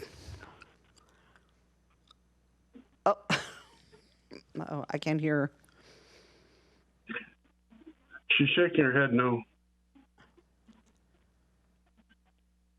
Uh-oh. Now her stuff isn't working. Oh, no. Huh? Well, you can come in here.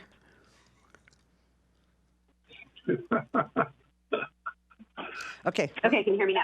Oh, we can hear you now. Yes. Oh, hold on. Now I'm on the phone. Back to the phone. Okay, there we go. Sorry.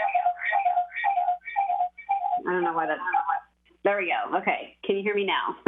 Sorry. Yep. I'm at City Hall, so I don't even have my house internet to blame at this point. I'm using two city devices and struggling. Okay, so what I was trying to ask is, under the required plan elements, it lists goals and targets, and my question is, what happens if we cannot meet those? So there are other cities have done. They've noted in their ordinance that they would ask to provide a good faith effort to meet those goals and targets. So that's kind of how they acknowledge it. But they also there's also reporting that's done and surveys that are done. And the surveys track and measure those travel patterns and commute patterns, and that could be a way to measure if we're meeting those goals and targets. Okay, so I guess I should ask it a different way. I'm not trying to suggest that we not meet goals and targets. I'm just trying to understand what the implications to the city as the employer are if we try and implement these, but for whatever reason we miss the mark. Like, are we subject to anything at all? I'm just curious. I don't believe we are. I think most cities I've seen, all the ordinances I've seen have just stated to, as long as they make a good faith effort to meet those goals and targets, then we're in compliance. Okay. And, Christy, I might add that in the event that there is state money available for rideshare programs that require that a CTR plan be in place, if we didn't have one, we wouldn't be able to qualify for such tools. That would be one of the concerns. Okay, so just as my 2 cents, I think contracting with King County is probably our best bet. That was all. Thanks, Karen. Okay, sorry about that. Okay, so trying to get back in order here. Councilmember Gamblin.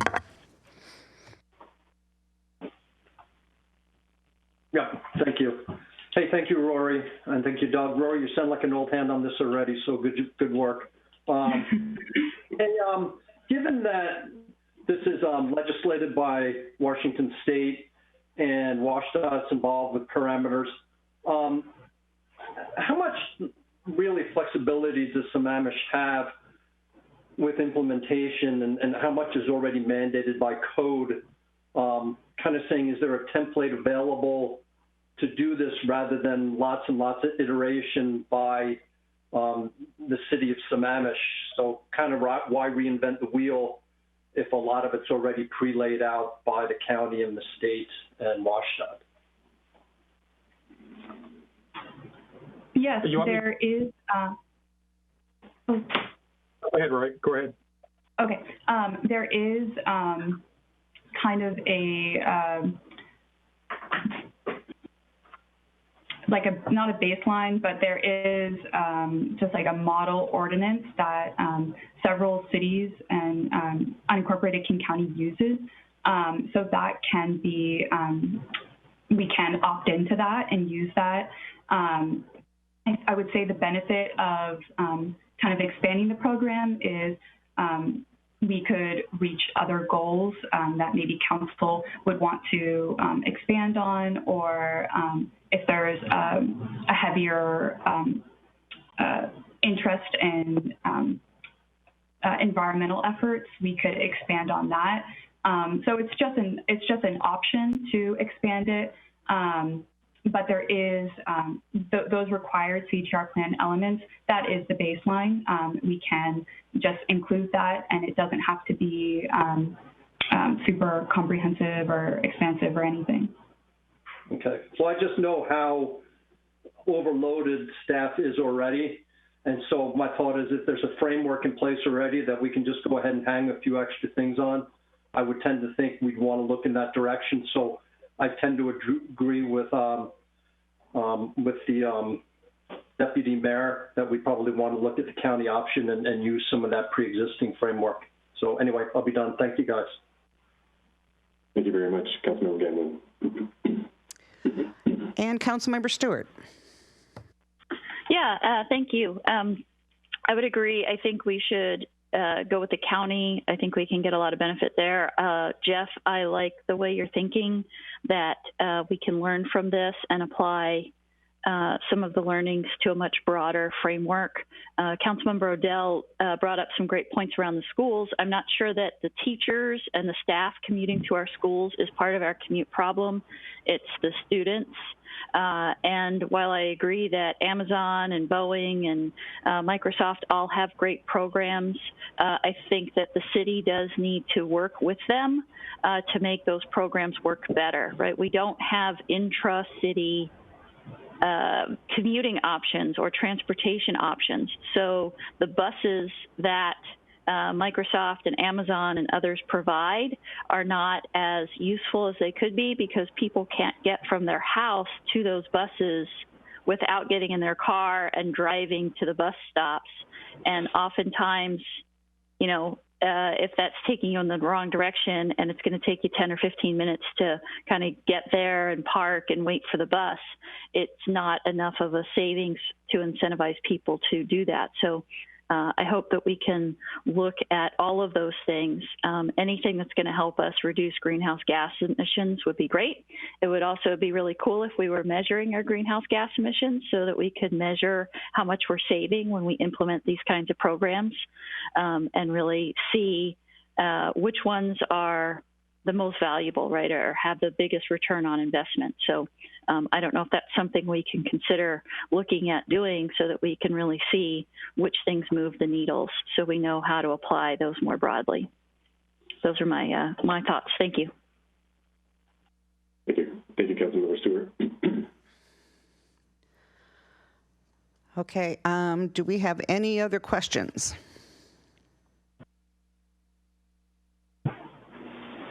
If you need a motion, I can make one, Karen. That would be great.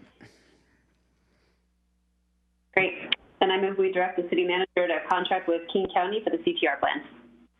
Second. Okay, we have a first and a second. Do you want to speak to your motion?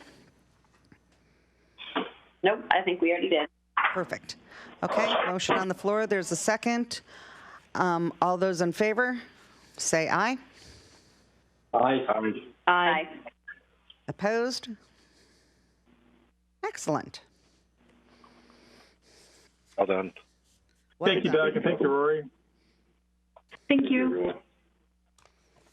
Karen, can we take a quick break? Yes. It is a little after 9:15. Let's take a 5-minute break. Back at 9:20. Okay, do we have everybody back on? Let's see. Still missing Chris. Mm-hmm. I don't see Christy. Pam is not back yet. There's Chris. There's Pam.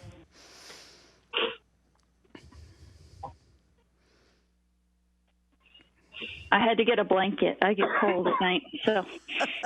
Cold? It's been wonderful. I know, but I still get cold at night. Wow. I have really low blood pressure, so I tend to run cold most of the time.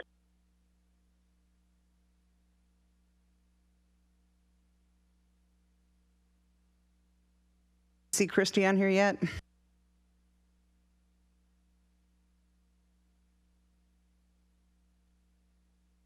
We are going to start. This is Public Works. So Jeff, this is you. And this is an interfund loan from the general fund to the Transportation Capital Improvement Fund. And Jeff, with that, I'm going to turn this over to you. Thank you, Mayor, Deputy Mayor, members of City Council, and City Manager. Tonight before you, the purpose of this agenda bill is for the City Council to consider the matter and then adopt a resolution of the City of Sammamish authorizing the interfund loan, as we'll describe here in a moment. As far as participants tonight, I have Jed Ireland to be answering questions. Chris Ganini, our Deputy Finance Director, and Aaron Anton, our Finance Director, will be available for Q&A when the time comes.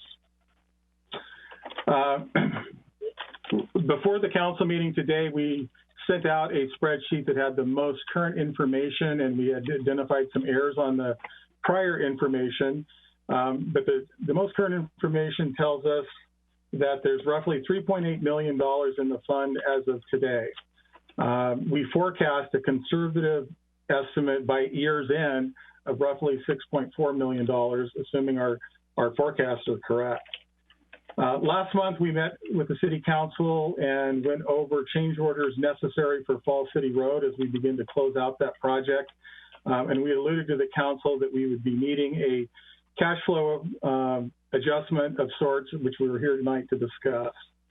The city is working on various outstanding pending claims and issues from third-party franchise utility providers, and we're not certain at this point in time in our forecast that those claims will actually come in by the end of the year, and so those will contribute to a cash shortage within the fund if we're not reimbursed as intended.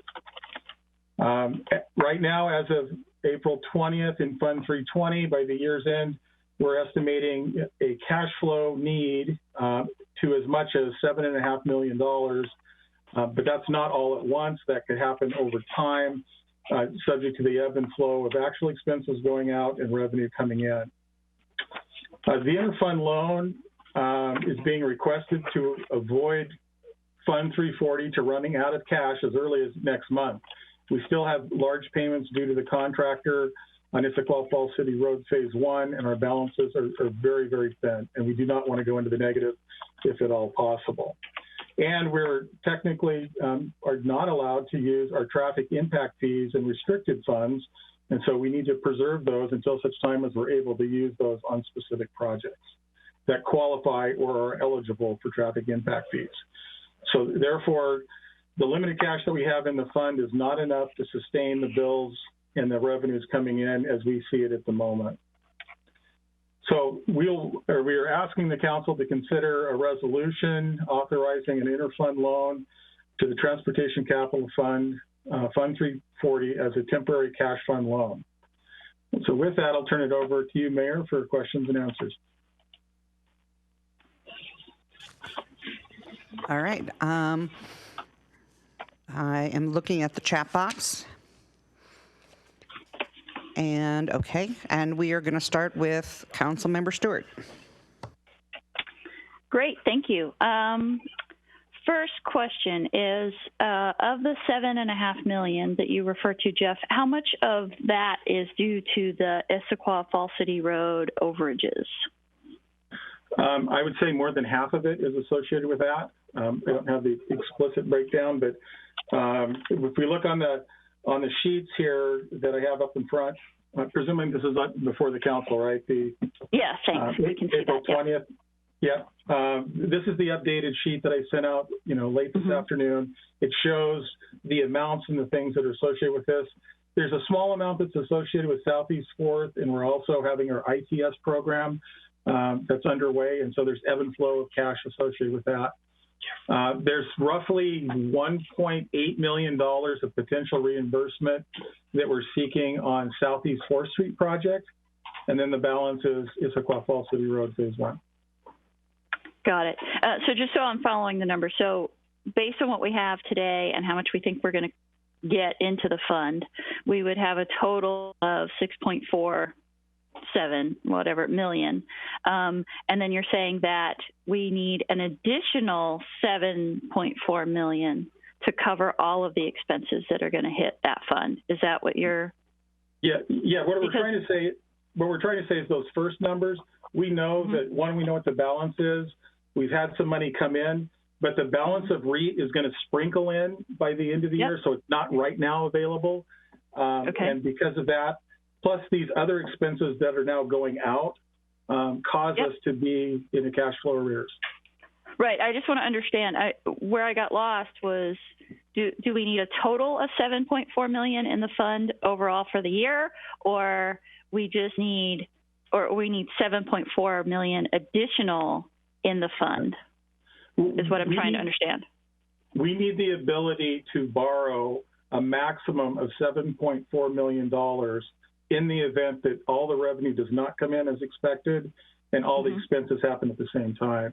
And I see that Aaron has made himself available. Aaron, would you like to answer that as well? You're spot on. It's 7.5 million is the cash, so it's not additive.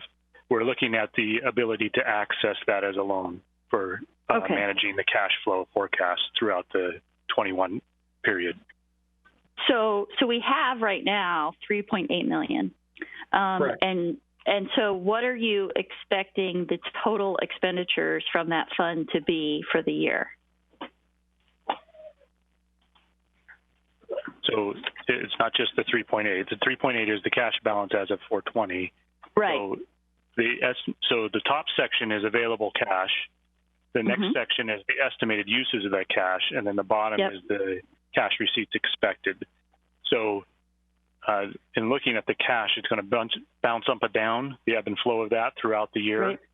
So in looking at those ins and outs, what we're saying is that we'll potentially need to access the $7.5 million, or $7.415 million, that estimated cash needed. That's a conservative estimate.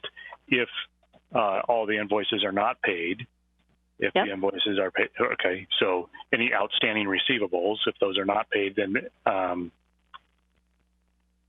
that's what that number is, the 7.4. So that's what the ordinance, or sorry, it's a resolution, not ordinance, resolution that's requesting the interfund loan for that amount. So it allows us to move the money from general fund over to the 340 Transportation Capital Fund. Here's the part I'm confused about, is if we have $3.8 million in the fund right now, right? That's what we have as of today. And our total outflow is only expected to be 7.4. So if no more money came in at all, ever for the rest of the year, right? We wouldn't have a shortage of 7.4 million. We would have a shortage of 7.4 minus 3.8, right? So I'm not sure why we need to transfer 9 million, which I think is what the resolution asks for, when we're really talking about the difference between 7.4 and 3.8, correct? Well, the numbers are a little different than that. So what we're saying is the 7.4 is needed because there's available balance in the 340 fund, but it's restricted. It's your impact fee and mitigation funds. So that's the other portion of that balance. Okay, so let's do simple math for me. So of the 3.8 million, how much of that is restricted? All of it. Well, yeah. So you're. Oh, that's all restricted. Yeah. So we have $0. Yes. So we have $0 in our fund right now. The restricted amount of impact fees and mitigation fees that are in there total almost $6.5 million. We've had to use the cash in order to make payment to the contractor, and so we have to replenish in one respect the restricted amount plus what the outgo is and the ingo going forward. So let me does that get to your question? Sort of. So then let me ask a different question. So of the non-restricted funds, how much do we have for transportation capital improvements right now in non-restricted funds? Chris, do you have that number by chance? I don't know if you have it that way or not. There's not a non-restricted. So the cash balance, you're talking about the 4/20/2021, is the current cash balance at 3.869. So when you're comparing to the restricted, that's the annual restriction that's for impact fees. All right, so we're comparing cash versus the annual budget that has the uncertainty of the revenue forecast and the forecasted expenses coming in and out. So I'm really not trying to make this complicated. I'm really kind of trying to make it simple. Like what is the total bills that we have to pay with non-restricted funds for the year? Is it 7.4 million? Forecasted, yes. Our forecast, yes. Okay, so from this point in time going forward, 6.6. Okay, so we think that we have 6.6 million in expenses that has to be paid from unrestricted funds. Correct. Right? Okay. So I'm confused as to why we're asking for more than $6.6 million to be transferred into this fund. Well, it's not actually asking for a transfer. A reminder, it's a loan. So you're loaning it. So we're trying to manage the timing of the revenues coming in and out. So what we're asking for is the ability, the flexibility to have the cash on hand to pay the bills as we progress through 2021. And then that's fair. There's uncertainty in when we're going to be reimbursed by the utilities from a cash standpoint. Understood. So that uncertainty is what allows us to manage at the end of the day, at the end of the year, where we will be from a cash standpoint. Totally fair. I just still don't understand why we're asking for 50% more money to be borrowed than what we'll have in total expenses. So the amount of $9 million, we're asking that actually to be reduced or amended to 7.5 based on the new numbers that we just sent out today. So hopefully that provides some clarity. that number does need to come down. It's still $1 million more than the total expenses we'll have. So assuming no more money comes in, you're saying you still need $1 million more than what you expect to have to pay out. And I'm not saying we shouldn't cover. I'm fine with us, making the appropriate loan, but I just don't think we need to be doing more than what's going to be needed. Can I take a shot at it? Thank you. So at the end of the year, so we have to pay $6.6 million of bills, and at the end of the year, we have to have about $7.2 million cash left in that fund because that's restricted. We cannot spend it on the current project. Okay. We've only got $3.8 million now, which means we're actually spending restricted money on projects that don't qualify for restricted money to be spent on. It's a Paul City Road. Okay, so what we really need is we need to replenish. So do we expect more restricted funds to come in, or you're saying that we have to get back to 7.2 of restricted funds already collected? Restricted funds are impact fees. Yeah. So I don't know if how much is going to come in this year. But that 7.2 million figure is what should be there now, or what we expect to be there at the end of the year? It's what should at the end of the year. Oh, I got two different answers on that. I'm just reading what's on the chart, Chris. But that's assuming we don't get any. See, we'll get impact fees in, but we can spend them on some of our projects. For example, we have some costs coming in on Southeast 4th, which is eligible for impact fees. Right. Again, so I'm trying to understand so how much should be in the restricted fund right now? How much should be there now?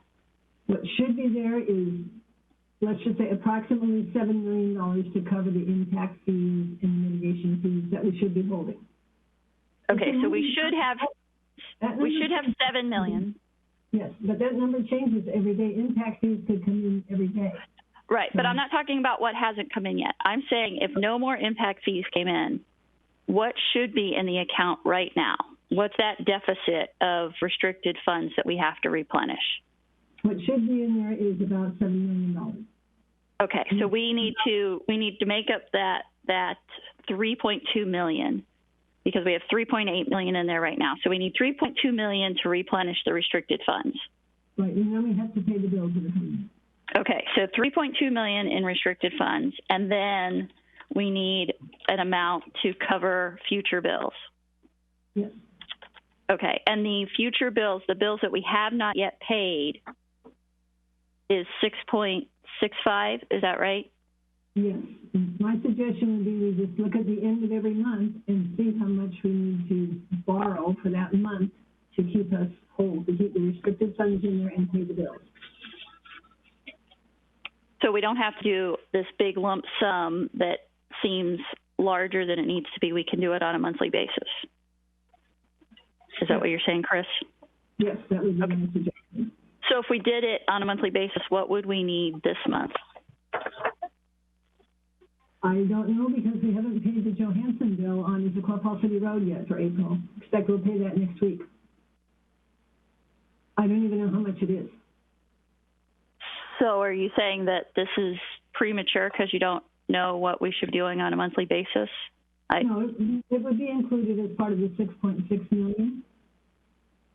It's the timing of when the bills come in, when we pay the bills, how much we get every month. Mm-hmm. It's a moving target every day. The worst case that could happen in 1 month is the need to have up to $7.4 million if the revenues don't come in as we expected and the revenue and the expenses go out all at the same time. Yeah. That being said, our intention is to manage, as Chris suggested, on a monthly basis to see what we need, and it's going to ebb and flow. The worst case that could happen would be $7.4 million. Otherwise, It could be $1 million. It's going to vary as we go. Got it. And you said this is a loan, so the expectation is that at some point, hopefully at the end of the year, we would move this money back to the general fund? Correct. Okay, so if we were to make a resolution, I think it should include and I don't recall if it did, specific verbiage that says it will be moved back by a specific date. Actually, what it says is the general fund may have to make a permanent transfer of money, or we might have to carry the loan over, because at the end of the year, we don't know how much money is going to come in and how much is going to go out for sure. And you have to have the restricted funds available in that fund. Yep. And that's fine. If we don't have a date by the end of the year, do we have a date into next year when, I know there's some variability, but we should have some predictability as to when that money would come. That is a function in part of the third-party claims that we will be seeking reimbursement from, that we do not have any idea at the moment when those dollars will come in. And how much are those third-party claims total? I want to say on one of them is 1.8 million, and on the other about the same. So there's almost $4 million out there that need to come in. So we could say that we will move back half of that money by the end of the year, and that the 3.6 million will be moved back when and if we get those claims. Correct? I'm not prepared to tell you that. I think we're trying to be too exacting here. We don't know what the cash flow is going to be. That's why we've been working with finance so that we would have that flexibility. What has actually happened in the past is the city has budgeted for projects and funded those projects so that they never happened. So there was always this cash flow in the public works accounts, and you never saw this back and forth that was going on. And the staff allowed expenditures and forecasted expenditures into impact funds that shouldn't have been allocated. So we're trying to true this up, and we asked for change orders and never asked for the funding. So this is all a balancing act. As we get in towards the end of the year, as the staff has always done in finance, it starts to true it up with a year-end balance. But if we were delayed in getting reimbursements from the utility companies because we have more legal disputes, we may not get $4 million back. We may not get $2 million back for many, many months into 2022.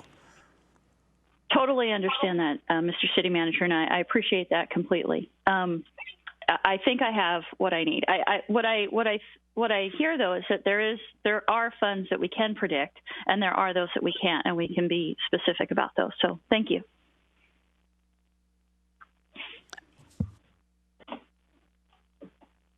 Okay, Councilmember Gamblin. Can anybody give me a percentage guess on what percent of the utility reimbursement you guys think we're going to get? Is there a chance it's not going to come in, or do you feel fairly confident it's just timing problem? Jeff, you're probably going to take that, but it's a legal issue. Our city staff made assumptions, and we've got legal counsel on board. There's some things that will be much more easier to pursue than others, and I think it's up in the air. But Jeff, you may have some more specifics to add on to that. Yeah, what I would offer is in the next couple of months, we plan to come back in executive session based on the threat of lawsuit and discuss those details in greater, and we can assure you with greater certainty where we have a strong case or where we don't, if that's what the current legal counsel is advising us. But I'm not prepared to give you a percentage today, but I know in the next couple of months when we meet, I'll be able to give that to you. You got it. It'd be a nice piece of the puzzle to have. Thank you, Jeff. I'm done. Yeah. Deputy Mayor? Thank you. So, Dave, I want to clarify something you said, that staff allowed restricted funds to be used when they shouldn't have been. Is that what I heard? Well, that's what I heard. Yes, that's what you heard. Staff, finance staff advised previous public works staff about their balances, and I'll let Chris or Aaron address the issue more specifically. Yeah, so when So when the expenditures from a cash position go into the account, so we're evaluating cash position as we go throughout the year with all the ebbs and flows. So there's a lot of factors in that. When we put together the budget, there's a restricted portion of the fund balances that's projected. And that's what the 2021 budget had, the same thing. The portion of the ending balances for the 340 fund that were anticipated to be restricted and related to impact fee eligible projects. So it's all part of that makeup of that fund. Now, as we proceed through the year, due to the timing of certain projects, all of the projects in the 340 capital fund would come in, and so cash is going out the door to pay those bills. So if you evaluate at any one given point in time, you can dip into the balance, but you have to replenish that, make sure that that is replenished by the end of the year, because it's a restricted balance that can only be spent on eligible projects. So it has to be made available or be spent on eligible projects during that budget year. Okay. Well, I appreciate staff kind of working through some of these numbers, and I can appreciate the fact that the numbers are changing on a daily basis as money goes out for bills, comes in for impact fees. So I'd like to offer a motion based on a lot of the conversation I've heard to hopefully move us along. So I would like to direct the city manager to take a loan from the general fund on a month-to-month basis to keep our bills paid, and the required balance of it's $7,230,554 as required on December 31st, 2021, with the intent to repay the loan from the general fund back as quickly as possible, and if possible.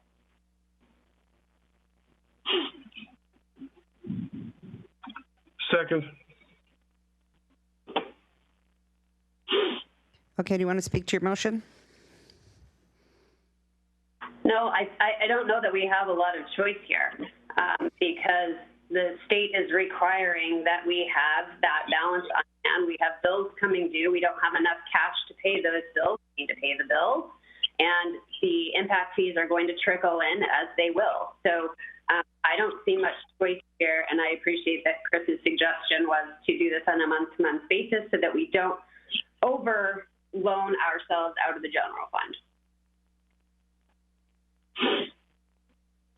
Yep, I think that's, I agree with that. And I also, I like this, that you've done this with the budget, because frankly, I like knowing when this happens versus being so surprised at the end of the year. So I think this is good. Okay, any comments or other discussion that we haven't had so far? Yeah, it looks like Tom O'Dell. I'd like to. Okay, Tom. Yep. Okay, Councilmember O'Dell. Thank you, Madam Mayor. Two things. One, Aaron, what is our general fund balance at the moment? The cash balance. So the January cash balance was $36 million in the general fund. Not January. What is it as of today? That was a $36.177 million as of March 31st. Has it been a major change? No, it's not going to be a major change. You're going to have an uptick when the first half property taxes come in. Okay, I just sent mine in today. Yeah. Second thing is, I would like to have an accounting in some detail of both the Southeast 4th and the Issaquah Falls City Road projects, budget versus actual, and what were the drivers on the cost overage. I think we all need to understand this because we've had two of these in a row, and it's time we got our head around it because we're looking at major expenditures elsewhere in the city too. And I think that'll be part of a kickoff for another discussion. So that would be my request to the city manager. Thank you. Okay, do we have any questions regarding this particular motion? Yes, I'm going through the line. Councilmember Ross, followed by Councilmember Stewart. Thank you. Can you please put up the chart, the numbers, please? I'm not going to spend a lot of time on it, but I just want to ask a couple clarifying items. Okay, should be coming up now. Okay. So let's assume today is December 31st, 2021, and the balance, cash balance is $3,869,207, and we know the restricted fund balance should be 7,230. So if we ended today, December 31st, I would take 7,230 minus 3,8629. That'd be my funding need at the end of the year. Correct? Forget all the other forecasted items. That's fair to say. Correct? Correct. Okay. Now you're calling it the loan. Is it really a loan, or is it merely a fund transfer? Aaron, I'll defer to you. So it's a loan right now. That's what's being requested is a loan. And when you say loan, it can result in a fund transfer if that's the council's desire. Why would we do it as a loan? Only in that you're stating you replenish it. Do you put any type of document in place to call it out as a loan? The only document is the resolution itself authorizing the loan. But what we're saying is that if the utility reimbursements come back in, that's what can be replenished. That can be the payback for the loan. Right. So that you net out your full loan amount. Yep. But in the resolution, is there a payback or a requirement to pay it back? Say we come short, we only can fund half of the amount we extend ourselves within the near term. In other words, what I'm getting at, Aaron, is this: we have. I don't know why we would want to say pay it back per se, because we got a requirement already in place to maintain the 10% balance in the operating fund balance. And this is only a portion of the operating fund balance. It leaves 10%. So you've already met the council prescribed metric, if you will. And so therefore, if we do get more or less than what we have to transfer to make a balance to sustain any additional expenses, less revenues, and retain the restricted fund balance at this point in time, why would we care? Why would we do it as a loan? It seems to overcomplicate the accounting. I'm not sure it adds a lot of value. Respond to that comment, I guess. Yeah. Councilman Ross and council, part of this is to make sure that we don't overfund in public works. I mean, we could track the money, but then it's actually more difficult. Is this more accounting?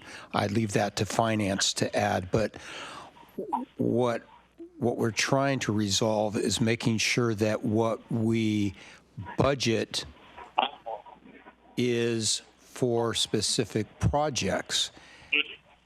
And if there was a surplus left, then we have to decide what are we going to use that surplus for. So in the end, it just seems to be cleaner to me because there aren't specific projects. And I'd hate to see the city migrate back to some of the practices because it's hard to keep track of what the money was originally there for. Well, you're already moving $7.5 million from the operating fund. It's unrestricted. You, by definition, have put unrestricted balances in the capital funds with them and for capital projects. And you're still going to have to unwind that at some point, either spend it on forecasted items or move it back to operating fund as you track it. Right, and that's what we're trying to do here is to to unwind it as we account for this. I guess the part of having, quote, a loan versus just managing your fund balances based on forecasted needs and capital, just draw what you need to sustain your restricted fund balance plus forecasted real project expenditures.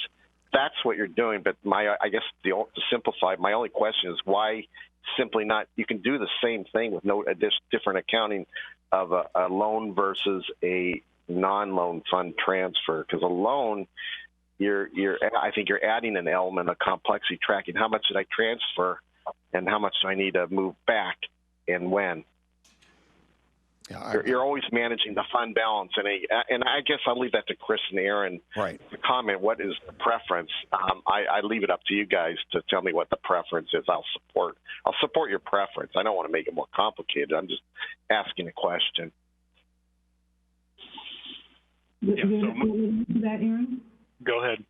So we made it a loan because, as everybody has talked about, we don't know how much cash is going to come in and go out every month.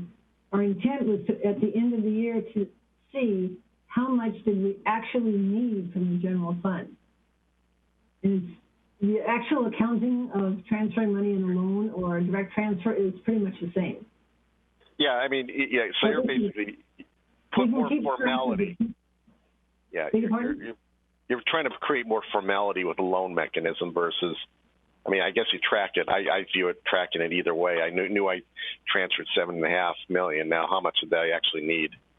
Right. So we thought we'd transfer as much as we need each month, and then in December, when these big projects are done, we know how much real estate excise tax we got.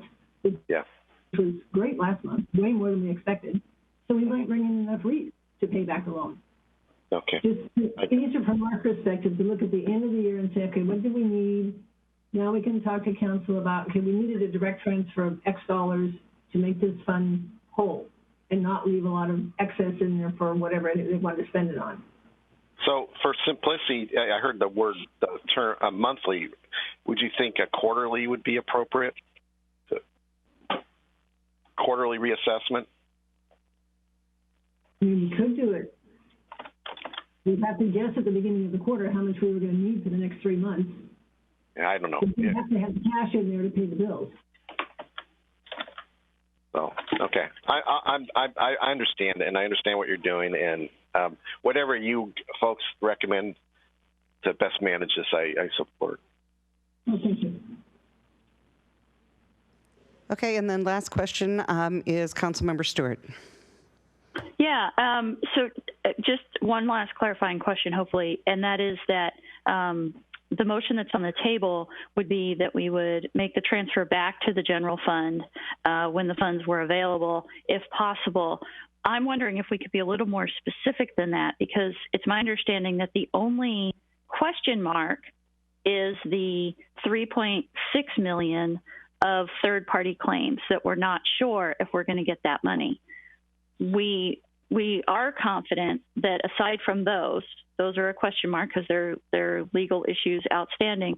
We should be able to get the other, whatever it is, I'm having trouble with my math tonight, $3.8 million without any question.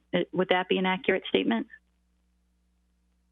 Only if you can absolutely predict the real estate market for the rest of the year and tell me you're definitely going to get $2 million of REIT. Okay, so this is all dependent not just on the third-party claims, but dependent on how much REIT we collect as well. Yes, and we collected almost twice as much as we expected for April, and we got paid in April, so if that continues, things could look much rosier than we thought. Or the bottom could fall out of the real estate market and we could get way less. I don't know. Okay, so there are two things at play. One is a timing issue of money, and the second one, so there are three issues. There's the overages from Issaquah Falls City Road, and those are the legal issues. So that $3.8 million we should kind of set aside because that's sort of unexpected and unplanned. But from what we budgeted, there are two things at play. One is a timing issue, and the second one is the unpredictability of REIT. But we have unpredictability of REIT every year, don't we? Yes, we do, but we usually have a lot more cash in the CIP fund, so we don't have this issue of being so careful with is there cash in there, is it restricted or is it not restricted? I see. So what's different this year than in past years? We built Issaquah Falls City Road.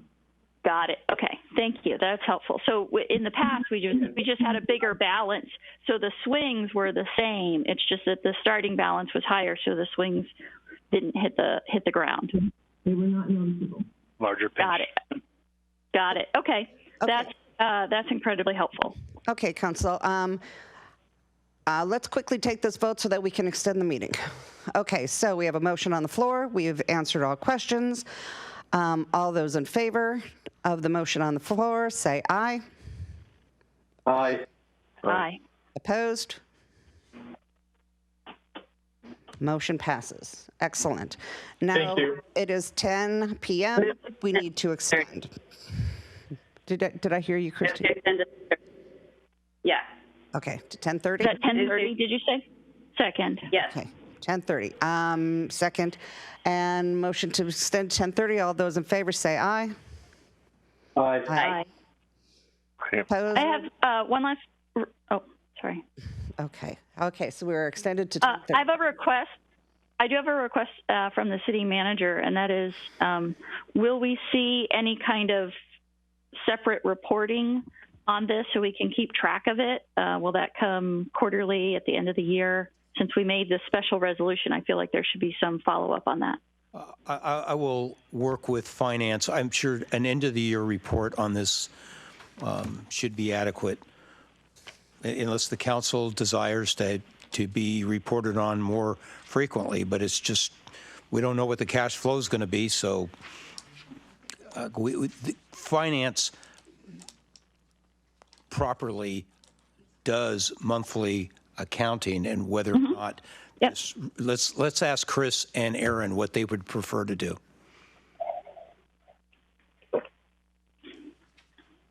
Yes, if you need an annual report on just those projects, sounds like that was the earlier request was made for Southeast 4th. And I think that since there's more work to do on that, and we've got the potential litigation issues, I think a year-end report on this matter, so that we can ensure the council that we're closing this issue up. And if there's outstanding issues, it'll be part of the carry forwards. I think, would that be satisfactory? I think that sounds great. Thank you so much. Right, thank you. Okay, so the next on the agenda this evening, and the last, is the city manager for the Expected American Rescue Plan Acts. So this is city manager. Thank you, Mayor and Council. Mike Sugg is going to read this report and handle it. Thank you. Great. Thank you, and good evening, Madam Mayor, Council, and Mr. City Manager. Mike Sugg, Senior Management Analyst here. And on March 16th, staff provided an informational update on the remaining budget savings created by the CARES Act funding, as well as some initial information about the anticipated funding from the American Rescue Plan Act, otherwise known as ARPA. There wasn't much information to share about ARPA at that point, as it had only been law for 5 days, and unfortunately, details are still very limited, with seemingly more questions than answers. Like us, cities across the country are awaiting guidance from the Treasury on exactly how much they will receive and how it can be spent. So far, the only information from the Treasury has been regarding pre-award requirements, essentially informing recipients of certain things they must have in place before receiving federal assistance, such as a valid DUNS number, which is an identification number for businesses, and an active registration with the System for Award Management, both of which the city already has in place. The agenda bill in tonight's packet includes some summarized information covering what is currently known about the ARPA funding, and I will briefly recap that here. Non-official estimates suggest that Sammamish may receive about $14.3 million from ARPA. That funding will come in 2 buckets, the first half anticipated around June, but potentially into early July, and the second half coming no sooner than a year after that. The city will receive the funds through the State Department of Commerce, just like the CARES Act, and it will be an entitlement grant, which means the city will receive the money up front and then report what it was spent on afterwards. And there are a handful of very general categories outlined in the text of the ARPA legislation on which the funds may be used, but as mentioned, specific guidance has yet to be issued by the Treasury. Those general categories allow the funds to be used to respond to the COVID-19 pandemic, replace lost, decreased, or delayed city revenues caused by the pandemic, provide hazard pay to essential workers, address the negative economic impacts on local businesses and nonprofits, as well as make necessary investments in water, sewer, and broadband infrastructure. So this evening, as a first step, staff are recommending the council do two things, both of which are listed under the recommendations section in tonight's agenda bill. The first would be to authorize the city manager to accept the expected ARPA funds on behalf of the city when that time comes, and two, to direct the city manager to begin developing internal policies and procedures for handling the federal funds. Receiving and using federal funding requires significant documentation and adherence to internal controls, and these policies will help demonstrate to auditors that the city is in compliance. The city does have an existing federal grant policy, but it is out of date and really should be updated. So this is an opportunity to get things in order before the first bucket of funds comes in. In addition to development of those policies, another next step will take place during the upcoming budget carry-forward process, when staff will return with an ordinance that will amend the budget to reflect the increased ARPA revenues and spending authority. That carry-forward process will also bring forward the remaining CARES budget savings into this year so they can continue to be utilized. In the meantime, the city manager has been meeting with the executive team at the city to analyze what other steps are needed to meet the intent of ARPA and to preliminarily discuss where the funding could be used. Those discussions, however, are ongoing but tentative until Treasury guidance is released. And with that brief report, I will turn it back over to the mayor.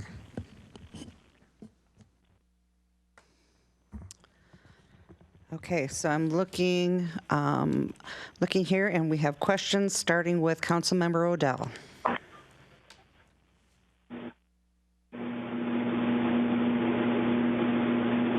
Mute. You're on mute.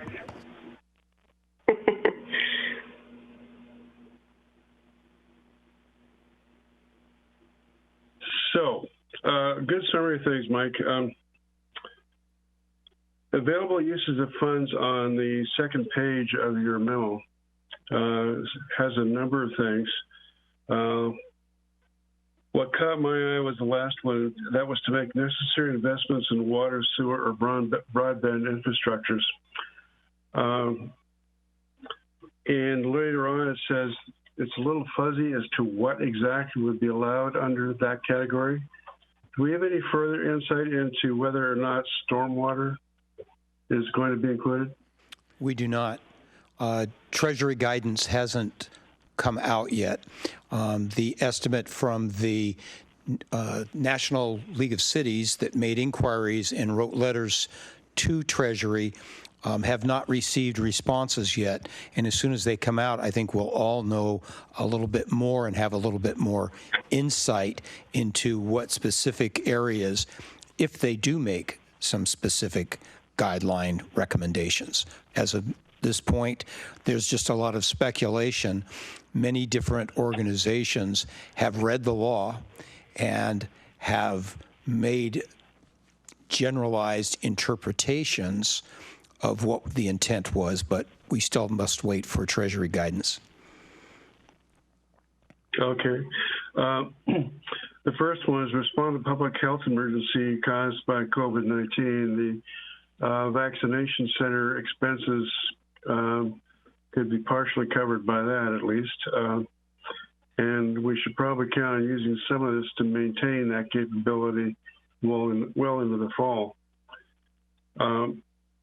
With that, does staff have any other ideas about how we could use this funding, assuming it becomes available? We are talking about it. We're all speculating ourselves as to some city projects that may be COVID related.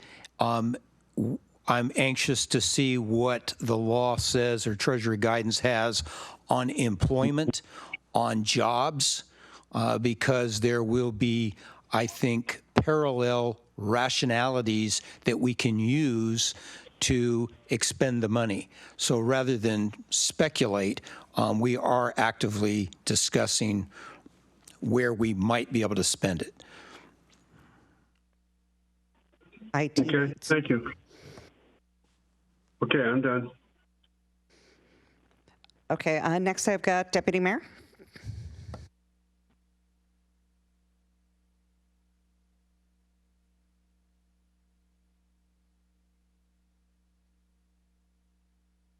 Uh-oh. Back to IT needs.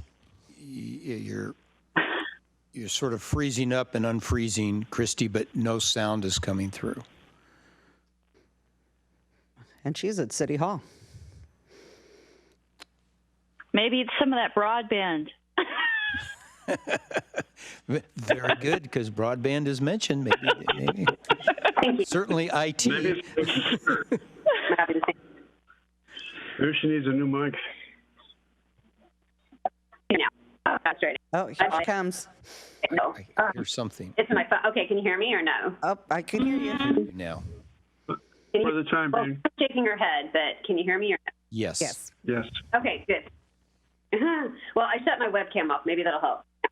Okay, so I'm curious about the second recommended action, which is this developing internal policies and procedures. I'm not really clear what that is, and it sounds like council's kind of extricated from the process.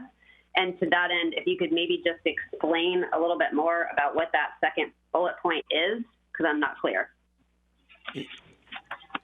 Deputy Mayor, it's just a generalized statement trying to stimulate the thoughts and efforts of the directors and their support staff on projects and or creativity. I'm trying to look at some of this in the mindset of some of the things I used to do in the way of economic development and redevelopment, thinking outside the box. There may be policies and procedures that we need to put in place when we get the money. So it's just a generalized statement right now. Okay, I guess, and I appreciate you kind of clarifying what that means, because I think it's important that council is involved in this. This is a lot of money that we're talking about here, and the allowable uses, at least as they are, written in bullet point in the packet, and I understand that Treasury has yet to fully define how these funds can be used, but I'll be honest with you, I don't know how we're going to spend $14.3 million. So, I understand that will be part of the process, but, I don't know if it's just coming to cities. I mean, part of it's make necessary investments in water, sewer, and broadband. Is SAMPLAT getting money as well, or is it just going to municipalities? I believe it is just going to municipalities. SAMPLAT, Northeast Sewer and Water District are not privileged to get that. It could be to help solve some of those problems, but then the council will have to make policy decisions on capital investments outside of the municipality and the services we provide. That's why just internally, I've tried to get people thinking about it.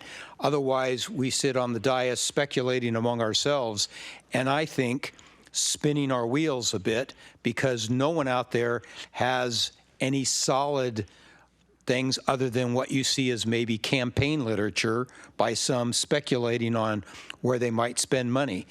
But it could be on housing, it could be on streets and roads, it could be on cable, IT, on broadband, as it says. But I'm not sure what programs are out there. It could be that we are faced with a remodel of City Hall. And part of that is, well, it's significantly complicated by social distancing and what kind of spacing, what kind of work area. We're going to continue to work remotely, but how we balance that, we're talking about that internally so that we can get an idea and look at our square footage and look to see if we can, how we accommodate the King County Sheriff's Precinct here, how we accommodate things for our police department, and how we accommodate for interacting with the public, and how we're going to cope with all of that. So there is definitely an ability to spend some of that money, I believe, speculating, on remodel here because of the impacts of COVID. It may impact how we reconstruct or how we move people around as an idea. Therefore, do we have the same impact on the MOC? Can we get some capital support for that?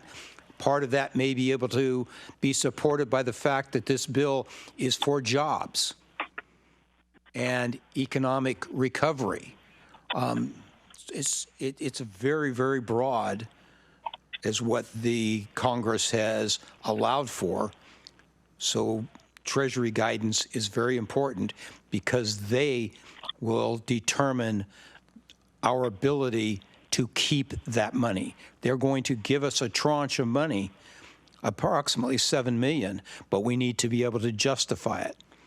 So not our intent to keep the council out of this at all, but want to get some meat on the bones so that you all have something to chew on and really digest. No, and I appreciate that. I think there are a lot of, ways we could go about this. I think it would be good to have council involved kind of on a step-by-step process so that the next time we see this isn't, okay, we're, spending this money on fill in the blank, right? I think because it's such a large amount of money, and frankly, the government did it on a per capita basis. So Sammamish got money based on how many heads are here. There are other jurisdictions. There are other jurisdictions in King County that have a lot fewer people, but their need is far greater than our own. And I want to look at this money with a critical eye because this is federal money. This is all of our taxpayer money. And we, frankly, have saddled, generations with debt with it. I just want to make sure we're being incredibly conscientious with the way we're spending it. And if at the end of the day we're like, wow, we have $3 million left, like I want to look at this and say, well, is there another jurisdiction out there that is like blown through their money because they only got 7? And there still is a gaping hole in their need. I think I just want to be all-encompassing with the way that we are looking at this money based on the volume of money we're getting. I think that is a very good way to approach it. One of the issues that we are not saddled with is what many communities are saddled with and have to cope with is the homeless population and the housing of that population. So how do we best do that? Is Arch an avenue that we contribute to in a greater amount to help carry that burden? There are many examples. So, yes, the council needs to be well involved in this and study it very, very carefully. Okay, I appreciate that. And Arch is a great example of exactly kind of what I'm thinking is that we have to look outside the boundaries of our own jurisdiction here, just based on the volume of money and trying to identify the needs and how we can use it. I'm not saying that it's going to leave our jurisdiction, but I just want to, pick the brains of our council as we go along in this process. So thank you. I appreciate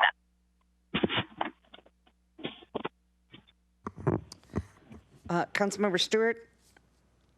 Yes, thank you. I want to thank Deputy Mayor Malchow for that. I do see this as a huge opportunity potentially to make an investment in affordable housing. And as we've just passed another moratorium tonight, that affordable housing is not going to be built in our jurisdiction. So that this is could not be what it an opportunity. says. So thank you.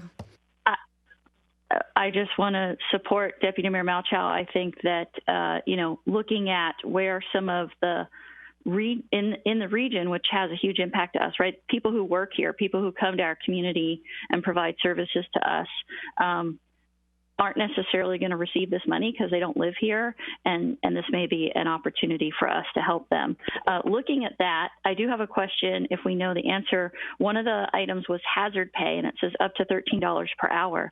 Is that hazard pay up to $13 an hour, and that's just the hazard portion, or is that a person's total hourly rate up to $13 an hour? Because that would be below the minimum wage in Washington. I don't have an answer for that. I haven't studied that issue. Okay. All right. Thank you. A couple of other questions. One, Mike, when you were reading through this, you mentioned the CARES Act funding. And I think you mentioned a date when you would come back with recommendations, because we still do have a chunk of money there. And I know we were kind of reserving some of that money for potentially funding our vaccination site, but it looks to me like we don't need to do that because we can fund that out of the money that we'll be getting here, which by all accounts will be more than enough to cover that. So can you clarify when you guys will be coming back with recommendations on how to get the rest of that CARES Act funding out into the community to those who need it the most? Yes, I'll take that question, and Mike may be able to supplement me on. Let's take two parts of it. The assumption that we can use the American Rescue Plan Act monies to pay for our vaccination site, while true, it is federal money. And therefore, if we spent that federal money, we would not be able to get FEMA reimbursement. I mentioned that before at a previous meeting. If we spend our general fund money / former CARES Act money, then that is subject to reimbursement. We are discussing that now because we had a conversation, our emergency manager had a conversation with the county, and the county approached us as though it was necessary for us to partner up with the county in order to get FEMA reimbursement. And we had on our vaccination call with Issaquah and Sammamish and Eastside Fire and Rescue that we are going to choose to first work with the Snoqualmie tribe and get our sponsorship with them so that we can qualify for FEMA reimbursement. So that's one part of it.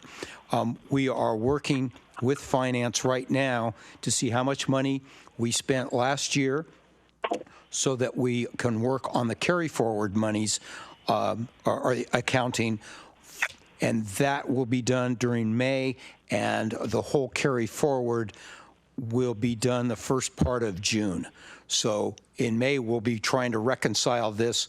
We may have some feedback and an idea of what those monies are for the council then, and then the council will choose to act on carry forwards so that we have identified what we still need to pay for and what some of the options are that the council can look at. In the meantime, I would caveat that with saying that Human Services continues to reach out to the nonprofits, and that the council may wish to look at some of the business loans that we had done before, with the caveat, as soon as there's more Treasury guidance, we'll have a better understanding perhaps of what funding might be available to the state, from the state. So we're trying to gather that information so that the council has a clear path. Okay, I'd just like to clarify that if we're paying the money out of the general fund with the hope of getting reimbursed from FEMA, it doesn't have to be CARES Act funding. It can just be out of our general fund, and we can spend the CARES Act funding on the people who need it. So we know that there is an increased need for domestic violence issues, et cetera. So we can spend the money for the vaccination site from the general fund, and we could still allocate all of that CARES Act funding. And if FEMA does not reimburse us for that money, for the vaccination site, then we can get it covered by this grant through the ARPA funding. The assumption, just to be clear, is that the CARES Act money is really general fund money.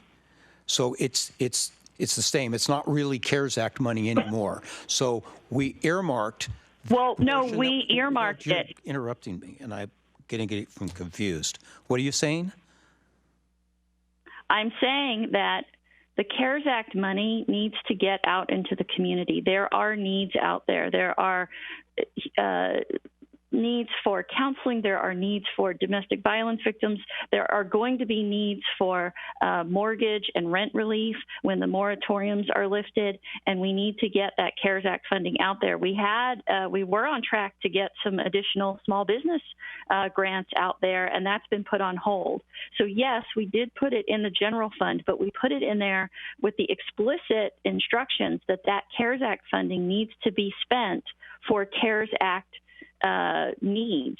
And my point about the vaccination site is that we have multiple avenues where we can get reimbursed for that. The hope is it will be reimbursed from FEMA and it won't have to come out of any of these buckets.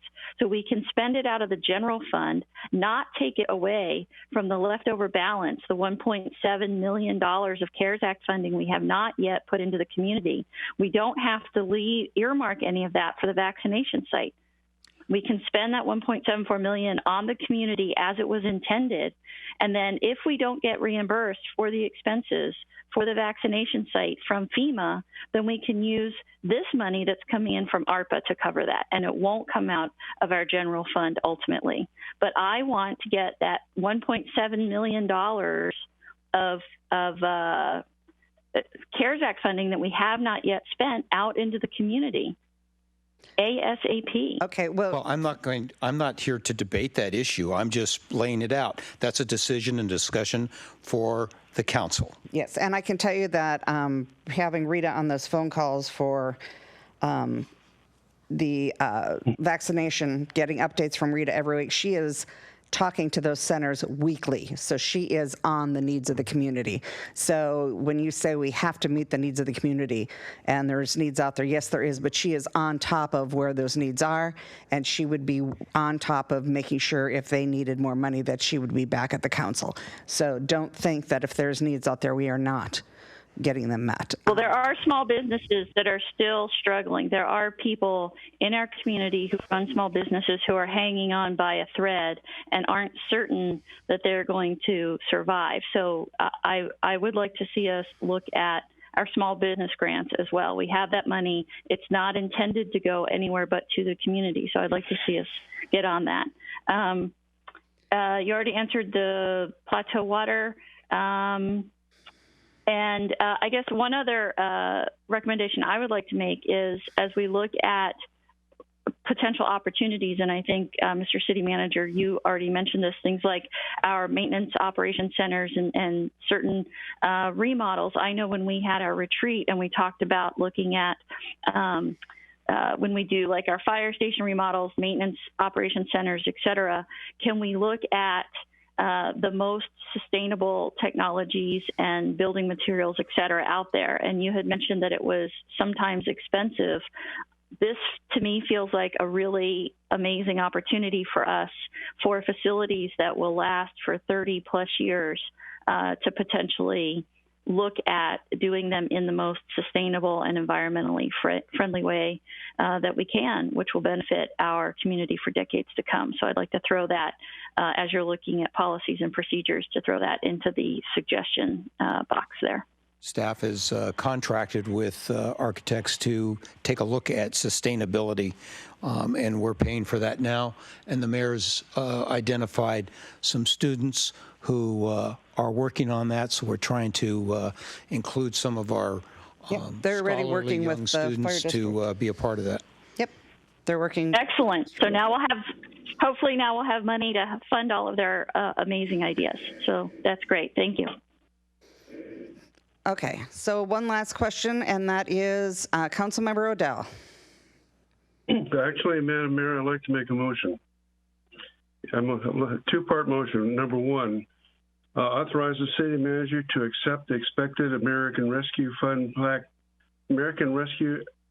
Act funds on behalf of the city of Sammamish. And number two, direct the city manager to begin developing internal policies and procedures for handling the federal funds subject to prior council approval. Second. Okay, we have a first and a second, and we have been discussing for almost a half an hour. And so rather than have to extend, do we have any more discussion?